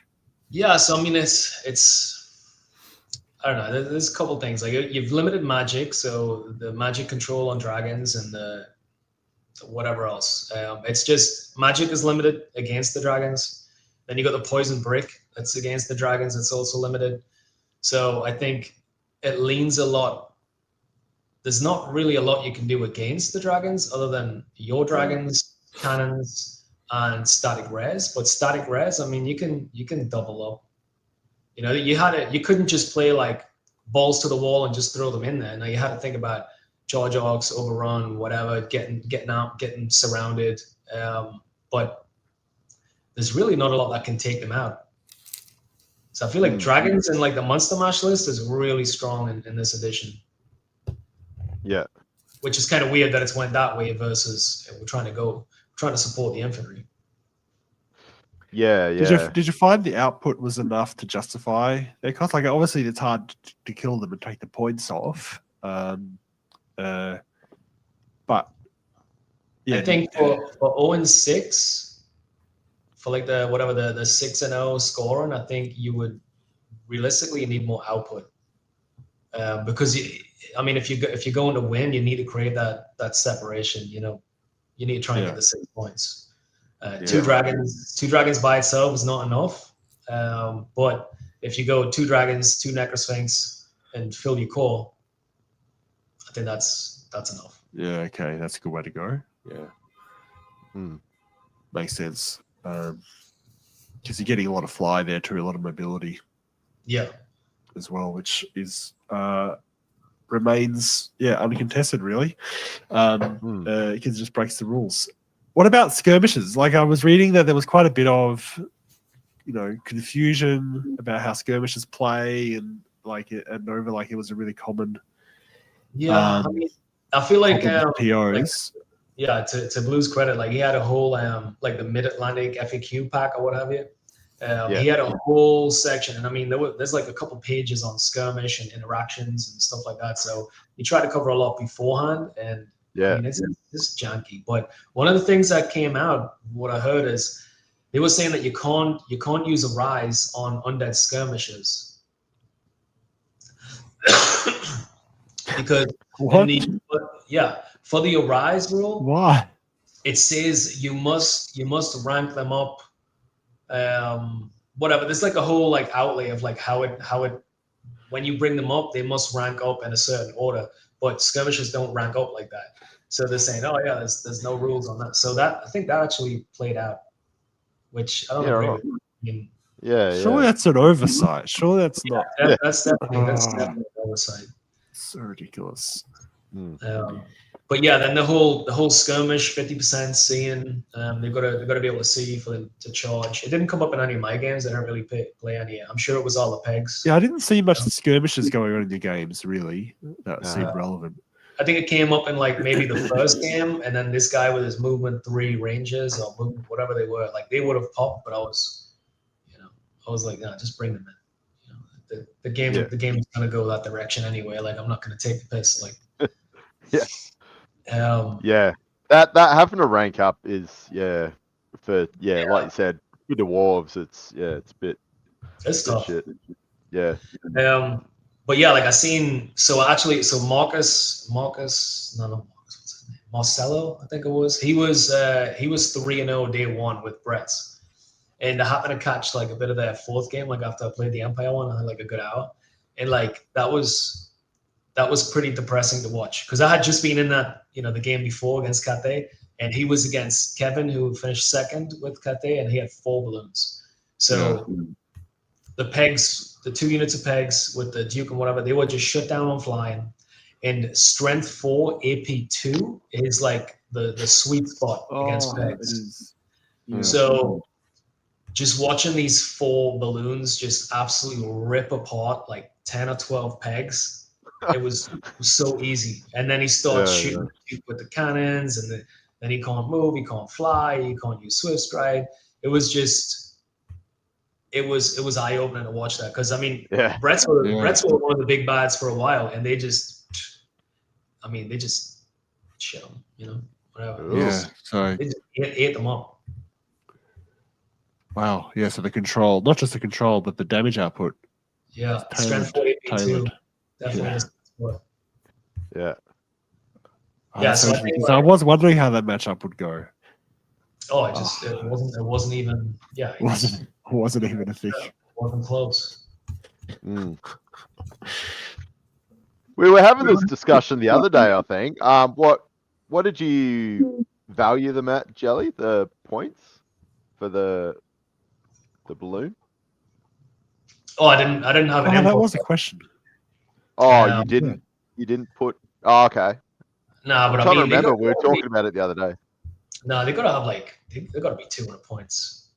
You reckon 200? Yeah. The balloons are like 170, I think. Yeah, 170 like kitted out, but we're saying like 170 with the extra bit or something. Yeah, like where should they be?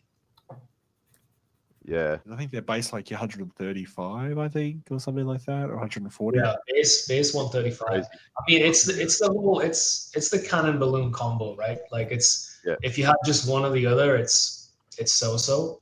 But having them both is just that's a pain in the ass, because they have so much mobility, and your mobility is just reduced into nothing.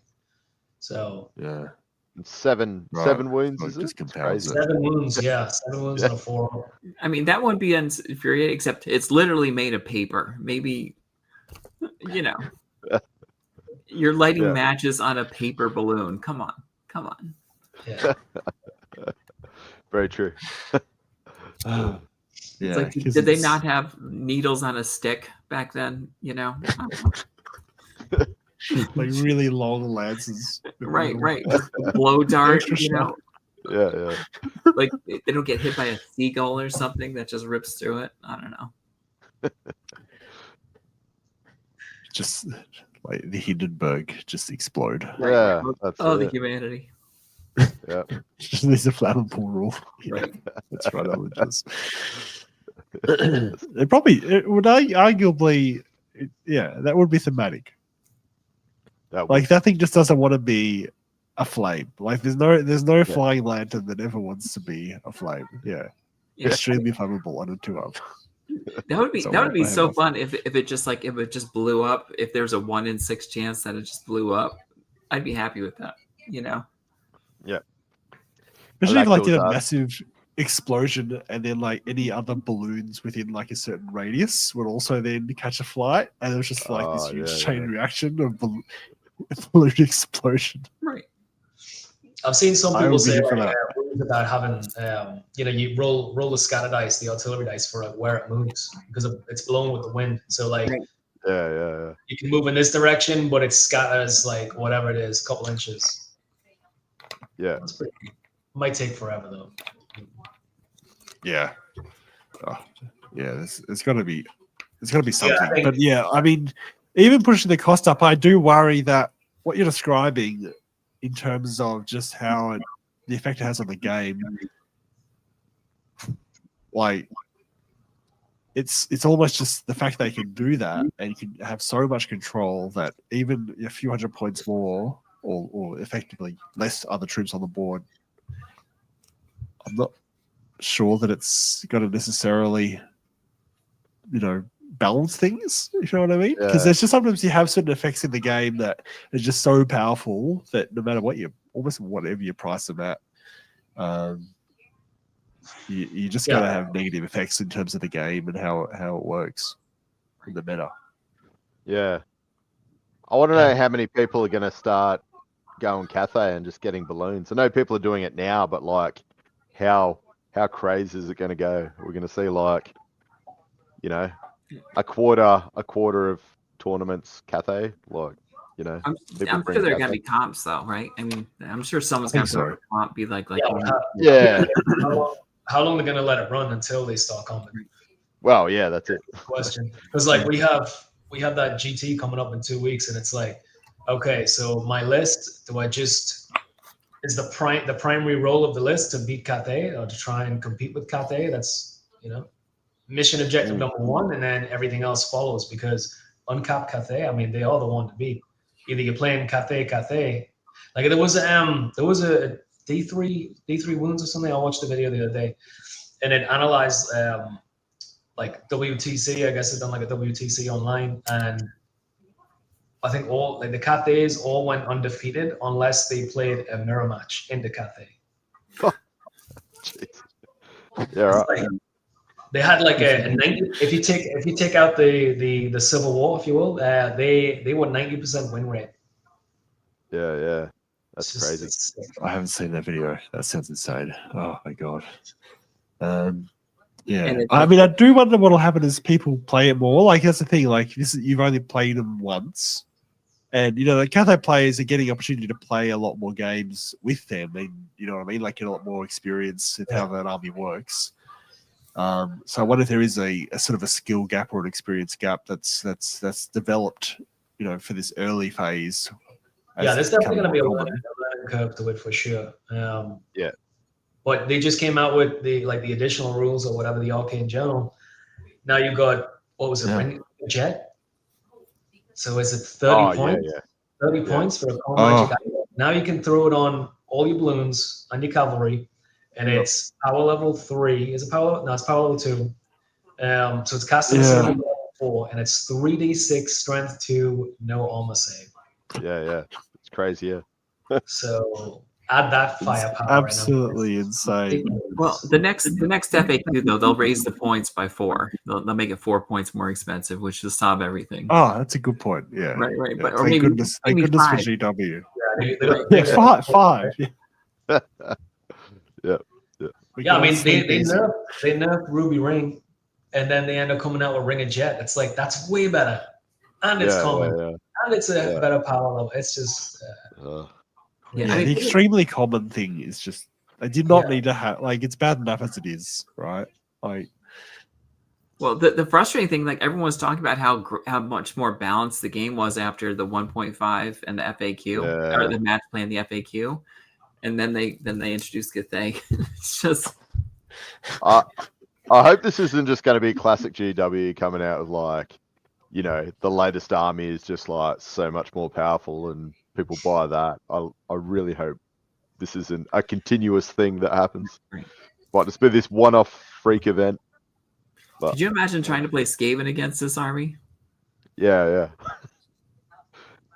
I think we're all holding a hope that once they feel like they've sold enough balloons, they will go back and nerf it slightly. Yeah, that's it. We can only hope.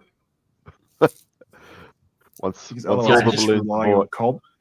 And it's worth mentioning that the two top table games at the end of it were 2 Cathay players and 2 Orcs and Goblin players.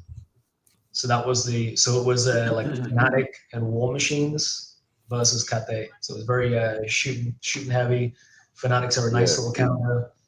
But yeah, one of the guys, Zach, he had he had 6 War Machines. It was Doom Divers, Catapults, Bolt Throwers. And he had 9 Fanatics on top of that. So and then he managed to get a draw. Yeah. Right. And I guess it's because he doesn't really engage with the movement phase either, not in a normal way. So maybe that's why.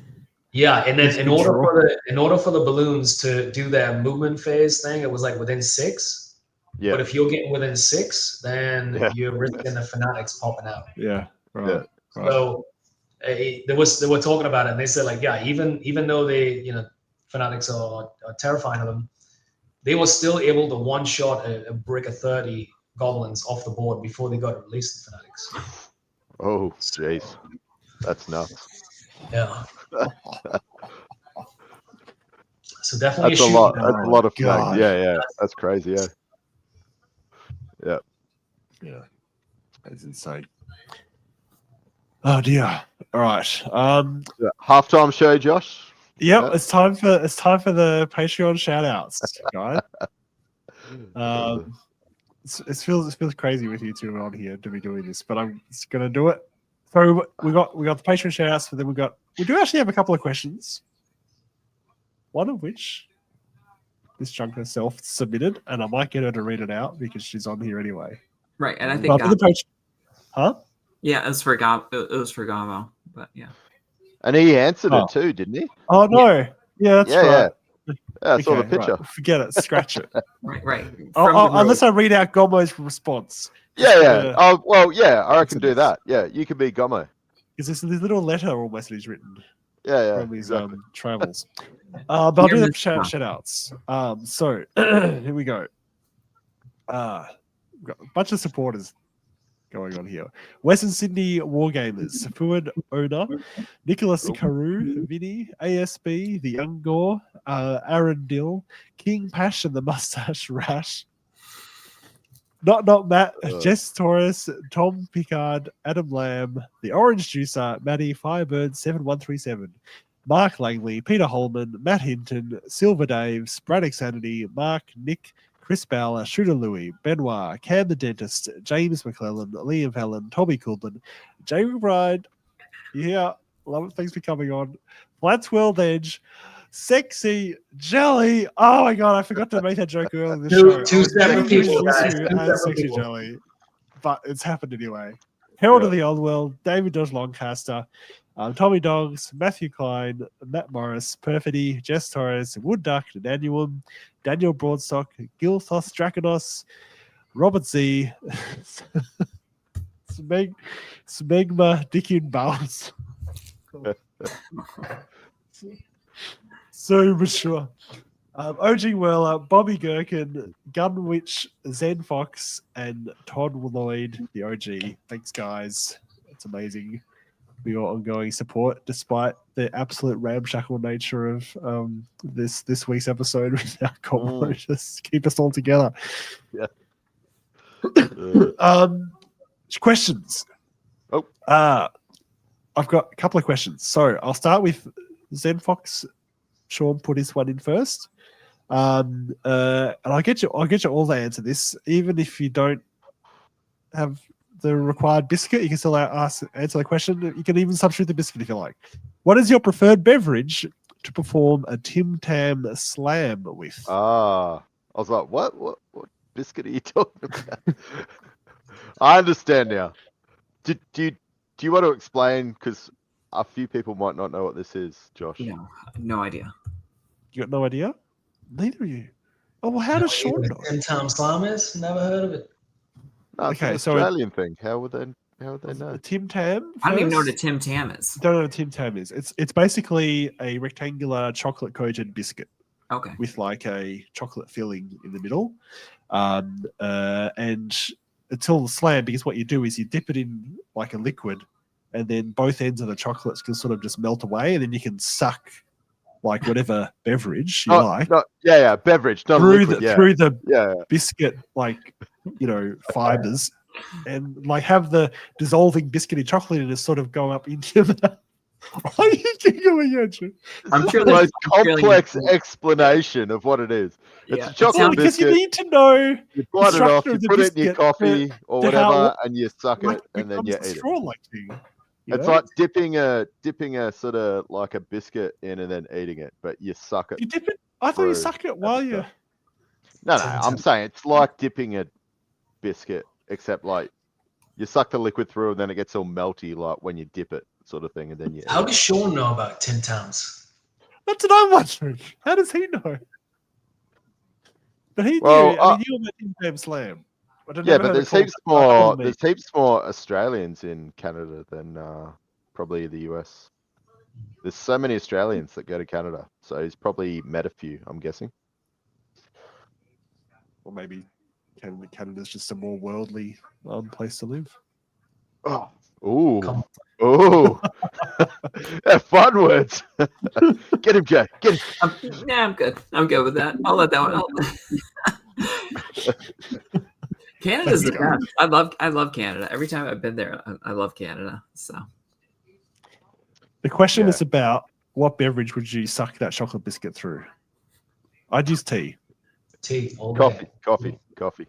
So you use hot liquid. It's not. You don't do a cold. So that way, okay. You don't do a cold It's liquid. It's not going to dissolve the chocolate, man. Gotta be something hot. Okay, so the slam is the whole point. Is that why they made it, or is it just something someone discovered one day? It's just some crazy way of eating it Okay. that I don't really do, but it is a way of doing it. Very messy. It is.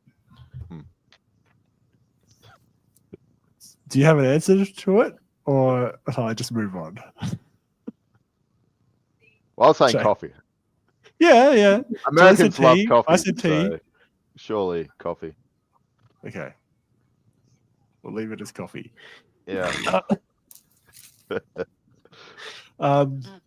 Miss Chuck. Sorry, your question. Yeah. So do you want to read out? Oh, wait. Can you see your question? Do you remember it, or do you just want to? Ask I was asking Gamo about. Well, the NFL started in America, so the National Football League, and that's like I know Gamo's a football fan, and he likes the Steelers. So I asked what he thought they would be like this year, and if he was able to get any Australians to watch the NFL, because my guess is no. It is actually quite popular over here, but there's quite a few people watch it. Oh, really? I've got quite a few friends that watch it. They put the Super Bowl. Sorry, I can't think grand final. It's like no, wrong phrase. They put that on the free to air, so sometimes people do watch that. Yeah. In Gombo's reply, he's got a little people that are on the Patreon channel. They can see his little selfie that he's got in Yellowstone. Happy with the result today, but he couldn't watch it live. He was on a holiday in the middle of Yellowstone, and I think he's been having a lot of fun there, seeing all the crazy American wildlife and geese or whatever goes on there. Moose, bears, Old Faithful. Yeah. All right. All right, guys. Final question. No? I'm gonna head out.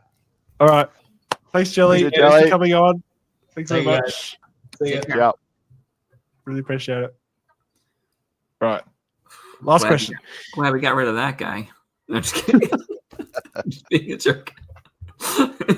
Finally, we can talk. The potty mouth dropping the F-bomb.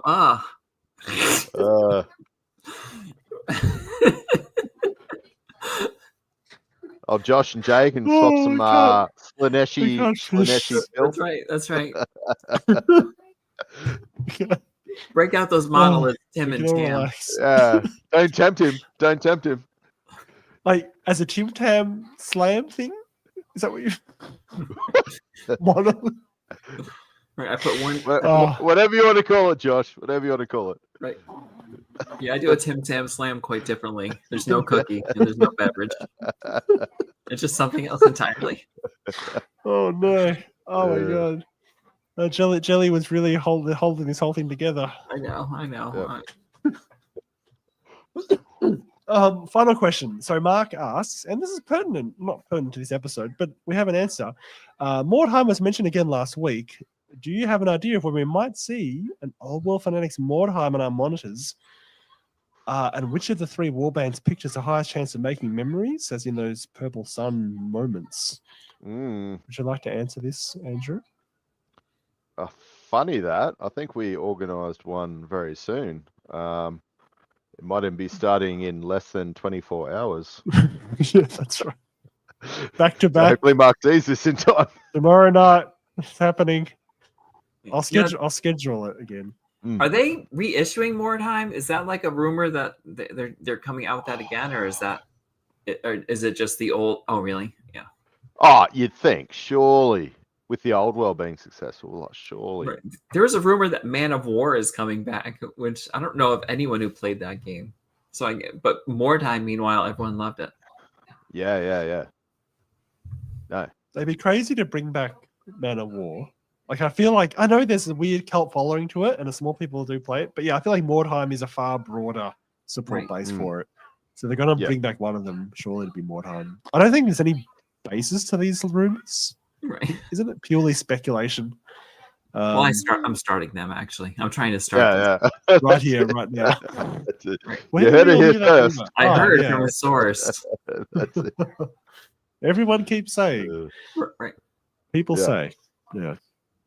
Mm. I think it could totally work, and of course it will upset all of the Mordheim grognards. Like, well, by definition, grognard. I'm sorry, I don't mean that like as a put down, but by definition, if you're playing something that's 20 years old, you're a grognard. I'd take that label as a 6M player, and it will be upsetting because they will change it slightly, make some things better, simplify other things, and it will split the community. For better or worse. But I mean, Blood Bowl survived the re-release, so hopefully Mordheim will. Well, it's interesting too. I don't think not a lot of people like. I expected more people to complain about the old world, saying how it's not as good as 8th edition. It's not as good, and they just go back to playing that edition. But it seems like most players have stuck with the old world, and I think that's a good thing. I mean, for now. Then again, because that was without Cathay. So yeah, no, I think 100%. I think you're right with that because it's definitely like that 6th edition, and there still is a bit of a over here. Have you still got, like in the States, like with your gaming groups, there are a couple of people that are sticking with older editions? There were a couple of people talking about playing 9th Age again. But then after the match play guide and after the FAQ, I think people are just like, nah, let's just stick with the old world. Sweet. It's less so that I've seen. I'm sure they're out there, but So it was more so during the 1.0 era, like that there was more of a push. You're saying? Yeah, that's what it seemed like. I do know some people were talking about about going back to 9th Age. Just I think they like the I think they like some of the scenarios in that. I think they like some of the objectives in that scoring. So I think the match play guide just really, I haven't heard anything since that came out. Right. Yeah. Sounds very unified. Like, we've got quite a lot of active play. Like, because at Castle, I think there was like 13 9th Age players, wasn't there? Like, playing like in an event, at that tournament. Like, there's still a fairly active scene of that. And obviously, there's a fair few 6M players going on. Yeah. It sounds like the Australian community is significantly more splintered. Oh, really? Oh, okay. Even now. Maybe I'm just not, hearing about it. Oh, not Matt says there was 12 9th Age players. Well, actually, in my defense, that's within the margin of error. I'm actually quite happy with that. You're actually pleased. Yeah, that's pretty good. But yeah, no, I agree. I think with the FAQ coming out and the match play guide's been well received. I'm just hoping Cathay will sort itself out, and maybe people will learn how to play against it better and sort of see their tricks coming and work out how to mitigate it. Because on a whole, the game's so much healthier. Like, infantry seem to have a place now. The secondary objectives are quite cool. Yeah. And yeah, it's actually quite a different game to what 1.0 was giving us. Yeah. I'm feeling a lot more excited about it, to be honest, guys. For sure. I'd agree. And people will start doing comps for Cathay too, which will definitely, when those start getting implemented, I think that'll help a lot too. Yeah, I agree. I think at the moment it's mainly just aimed at the balloons. So I think in Australia most of the tournaments are going max 2 balloons. Right. But even just watching Jelly's game about how destructive those 2 balloons can be in combination with all the cannons. Yeah, it's like it's crazy. It's terrifying. It's still terrifying. Right. I mean, I just can't imagine just be like, well, that was fun. That was fun. I haven't gotten to move yet, but half my army's gone. That was fun. Yeah. That was fun. And then you get to your movement phase for what's left of your army, and you can move about 2 inches, and then that's all you can do. So, I mean, could you imagine a dwarf player with a small movement anyway, just be like, "Oh, this is great." Yeah, that's it. Movement 1, yeah. Right. Yeah, those poor dwarves. Yeah. I played in a.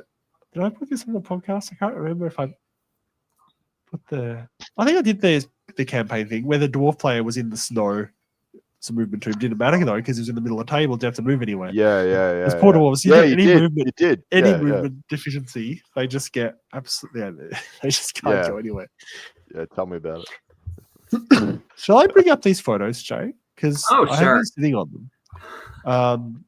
And are these your models? Yeah, well, the ogres. I decided I wanted to do a Christmas themed ogre army, so I'm calling it the Christmas Village Asylum for the Criminally Insane. It's like, what if ogres from the Christmas Village escaped? So they're all like evil Christmas monsters. And then I decided I wanted a unit filler. What the heck? I wanted a unit filler, so I made a giant angry gingerbread. Yeah, I love that. Yeah, it's basically, and that took like less than a day. I used this Super Sculpey makes this like lightweight clay, so this is super light. You just bake it and then it's ready to go. And painting it, I mean, literally less than a day. It's just, I almost feel stupid for having it. That's how easy it was. But that was a unit filler, and I just put it next to ogres to show. So this way it counts as 2 ogres basically. Yeah. And this is my okay. All right. Sorry, I'll pop it up. Yep. Go to the next one. Actually, amazing. The next picture is the face on one. This is my giant, and it's based on the Goya painting of Saturn devouring his son. I don't know if you remember. I'm not familiar with that. No, I'm okay. not. I'm gonna have to Google this now. Yeah, Saturn devouring his son. It's basically this myth of like Saturn ate all his children, and because there's a prophecy. And then I thought, what if his son? It's a giant who's devouring a gingerbread cookie as though it were Saturn devouring his son. It's. Oh yeah, no, that's that messed up one. I've seen that. Yeah. It's very. Hopefully, you would have seen that, Josh. You would have seen that for sure. Have a look. Have you seen that? It's a very famous painting. It's like full crazy. It's probably, I don't know if it's mirrored. Anyway. Oh. Yeah. So that's basically the one I took on, but instead of right. Yeah, and Saturnalia took place the week up to Christmas, leading up to Christmas, before Catholicism and Christianity. So it just made sense to be a winter thing. So he's just going to be an angry giant with a mauled gingerbread cookie. Yeah, that's it. Cookie. Yeah, there's just is that sculpted from scratch? Like, is that yeah. So I sculpted. Yeah, it's I used green stuff, milliput, and for the head I used Super Sculpey, and also the hands I used Super Sculpey. That's nuts. Insane. That's next level. I don't think I'd be able to do that. I have no skills. Yeah. I'm hoping like I can paint it to make it look a lot more like the painting, and there's just like an overall. I did. It's a whole happy family. Yeah, that's everything. And it was all either hand sculpted or just converted, basically. Yeah. Oh, that's nuts. That's really cool. There's so much detail in there. So many weird little. Yeah, I'm pretty happy with it. In the back, the Iron Blaster was supposed to be a baggage train, but then I made it so I can convert it from, and you take out, like, the baggage was just all Santa's toys, which was got to say things like off-brand Legos, coal, like terrible toys, basically. Then I made it so I can actually put an Iron Blaster in it too, so it could be a baggage train or an Iron Blaster. And I sculpted that polar bear out of green stuff and milliput. And but then I just like it so much as an Iron Blaster, I'm just gonna leave it as an Iron Blaster. Are they the Gorges down the back? Yeah, they're basically like the Noblars are the elves. So then I thought, like, what if those Gorgers are just like, what if elves were experimented on? Yeah. And turned into weird creatures. So they have ripped straight jackets on. Yeah, it looks like an angry Dobby who's all jacked up. Yes. Yeah. Oh, the one right at the back. Yeah, right. And the Yetis are the 3 snowmen there. One is I sculpted to look like Olaf. One I sculpted to look like the snowman from Rudolph. Oh yeah. And one's just a snowman coming out of the ground, which that's gold. And then Santa. And these are Simon. These are just. Oh yeah. Simon was one of the players at Nova who like 5 of the people at Nova were from New York City, and they play regularly. So the guy who won. Andrea, and then also Eggy, who finished 5th. But Simon has this whole army that was there last year of minions, basically, that he 3D printed. And so you basically use it as anything. So he has like a Pegasus, like one of them is like on a unicorn. So it's like his Pegasus knight if he wants to play him as Bretonians. Yeah, it's just I just added a couple pictures there, and he's so every once in a while, I think he's in France right now. When he comes, every once in a while, yeah. So these are some of his either they can be his like Bretonian archers, his Bretonian peg knights, his like Duke on a Pegasus. Yeah, they're super fun, super funny, and but no, so he where he works, he closes it off early. Sometimes we come down there and we'll set up like 4 or 5 tables and we'll just play. So yeah, that's awesome. Wait, so do you have games where you have minions versus this crazy Christmas crew? Not yet. Maybe eventually that would be insane. Yeah, and I have if you're playing with those minions and then someone goes over and goes, "What game are you guys playing?" You just would not be able to pick it. Like watching it is like, what the right. We're trying to recruit children into a cult. Yeah, but I have over 2,000 points of ogres now. I have like my 3 characters are in front. I'd say Mrs. Claus, Santa Claus, and then their daughter. So Santa Claus I can put him on that reindeer in the back, but it's almost too small to be a Stonehorn, so I'm making something bigger for that. So instead of I'd just since he's already sitting, I put him on a giant sack of toys so he could fit in a unit if he wants to. Yeah. But he can go on the reindeer in the back as well. Yeah, it's magnetic, so I can so I can just pop it off and put it there. So now what I'm doing, I'm building something huge to make it like a Stonehorn, because Stonehorns have like this. They have armor, but also they have D6+1 impact hits, and they have one rule where if something does multiple damage against you, it removes one of those wounds. So instead of taking 2 wounds, I take 1. Instead of 6, I'd only take 5. So I'm building something else for him to sit on for that. Okay. What do you like a really big right? Like, would it be a reindeer or would it be something else entirely? It's gonna be something else entirely. I was thinking like a giant moose, but then I thought there are up north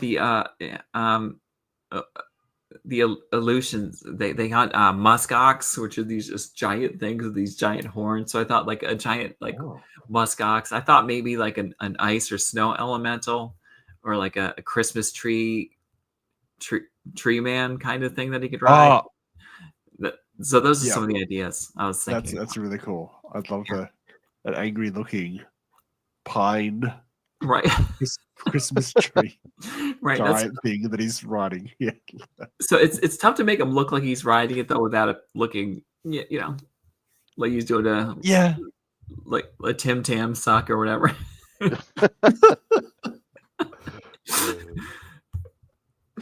A timber. Tim Slam. Make it even more weird than it already is. Weird enough. Right. It does sound like an intro to an amateur Australian porn, like Slam. I'm sure it's in a porn somewhere. I'd put my money on it. Yeah, so that's what I would never look at Tim Tams the same way. I would not. Yeah, I don't really part of that. I do need lead belchers though, and I thought about something with snowballs, where they're launched a snowball launcher instead of a lead belcher. But I don't know. Those are just other things that I could do to add to it. And more in fan cap, I don't know, I'm working on something. So yeah, no, love it. That's a good idea, actually. But I'm excited for the giant. I'm excited for how the giant's coming out. Yeah, that was nuts. Yeah, the giant is insane. No, that's cool. The giant looked pretty big, didn't it? So is it actually quite large, or it's? Yeah, it's pretty big. I mean, it's roughly the size. It's hunched over, but it's roughly the size of the GW giant. A little big because he's hunched over. It's a little smaller, but it should fit on a 50 by 50 base once I without any tactical rocks. Yeah. Yeah. But is that the base you got to use? That 6 centimeter? No, that's just while I'm sculpting it, so I can just have it's just easier to carry and to pick up in that. Yeah, right. But it will fit on a 50 by 50, which is the giant's base size, which seems small, but yeah. I like how you're forced to use the metric system. Right. All these base sizes. The metric system's great. I don't understand why we don't have the metric system in the States. It's so easy. It's just we're so stupid. Americans are just like so like no, our way's better. And it's just like no, it's a liquid. Everything in like ounces for liquids. It did my head in.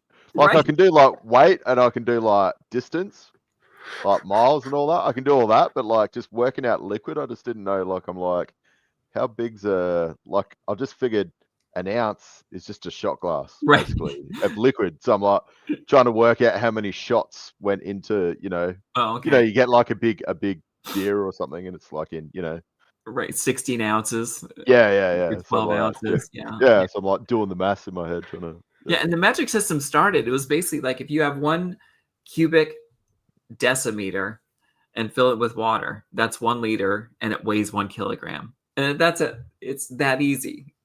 Yeah. There's nothing like that in our stupid system. I love how you're teaching us metric stuff. That's cool. Yeah. Shall we? That's a good hobby section. I'm actually quite happy with that. I don't have any particular hobby because I've been pretty sick over the weekend. Andrew, do you have any particular hobby that you would like to talk about before I wrap things up, as it were? It looks like you cleaned your desk, Andrew. It looks nice back there. Did I? No? All right. No. The 3D printer's not I can't see it actively doing stuff right now. Yeah, what have you got going on there? My god, look at it. It's wow. Getting stuff printed. That's actually pretty cool. Yeah. That's exciting. You gotta get Gobbo to start spraying him up. Well, the problem, it's Mordheim size, which is like you kind of can't use it, or you can, but like for a normal tabletop because the scale's like heaps off, if you know what I mean. Because Mordheim's quite big, like the scale, so like your miniatures can actually physically go through it. Whereas like normal Warhammer terrain, you have like a castle, but it's not actually that big. Whereas if it's the correct scale, I don't know. I'll see how I go. So it's more designed for Mordheim games. I think, Gio, is that what you? Yeah. That's why it's so big. Yeah, it's huge, so you can like fit all the miniatures inside. Yeah. But it's going. Yeah, if I do a few, it's going to be almost a bit too big for the table because they're quite big pieces. That's what I'm saying. I look forward to the next Mordheim battle report. Yes. That's what you're putting it for, right? Whenever that may be. Oh, Who knows? Yeah. Who knows? Oh dear. I think it's probably a good time to wrap it up. I think we're just on 2 hours. So thanks everyone for listening to another Old World Fanatics episode. And thanks, Jay, for coming on. Thank you for having me. This is a lot of fun. Thank you. If you've enjoyed our weekly ramblings, we'd love a 5-star review on your podcast software of choice. Or if you're watching us on YouTube, please hit the like and subscribe buttons and click the bell to be notified of our latest videos. And again, feel free to join our Patreon if you want some behind-the-scenes chatter. We've got some pretty active and fun Patreon group chat on there. And sometimes, if you're active enough, you might end up on the episode being, enlisted in to fill in when someone's on there. But yeah, until next time, thanks for listening to another episode of Old World Fanatics. Thanks, guys. All right. Ciao. See ya.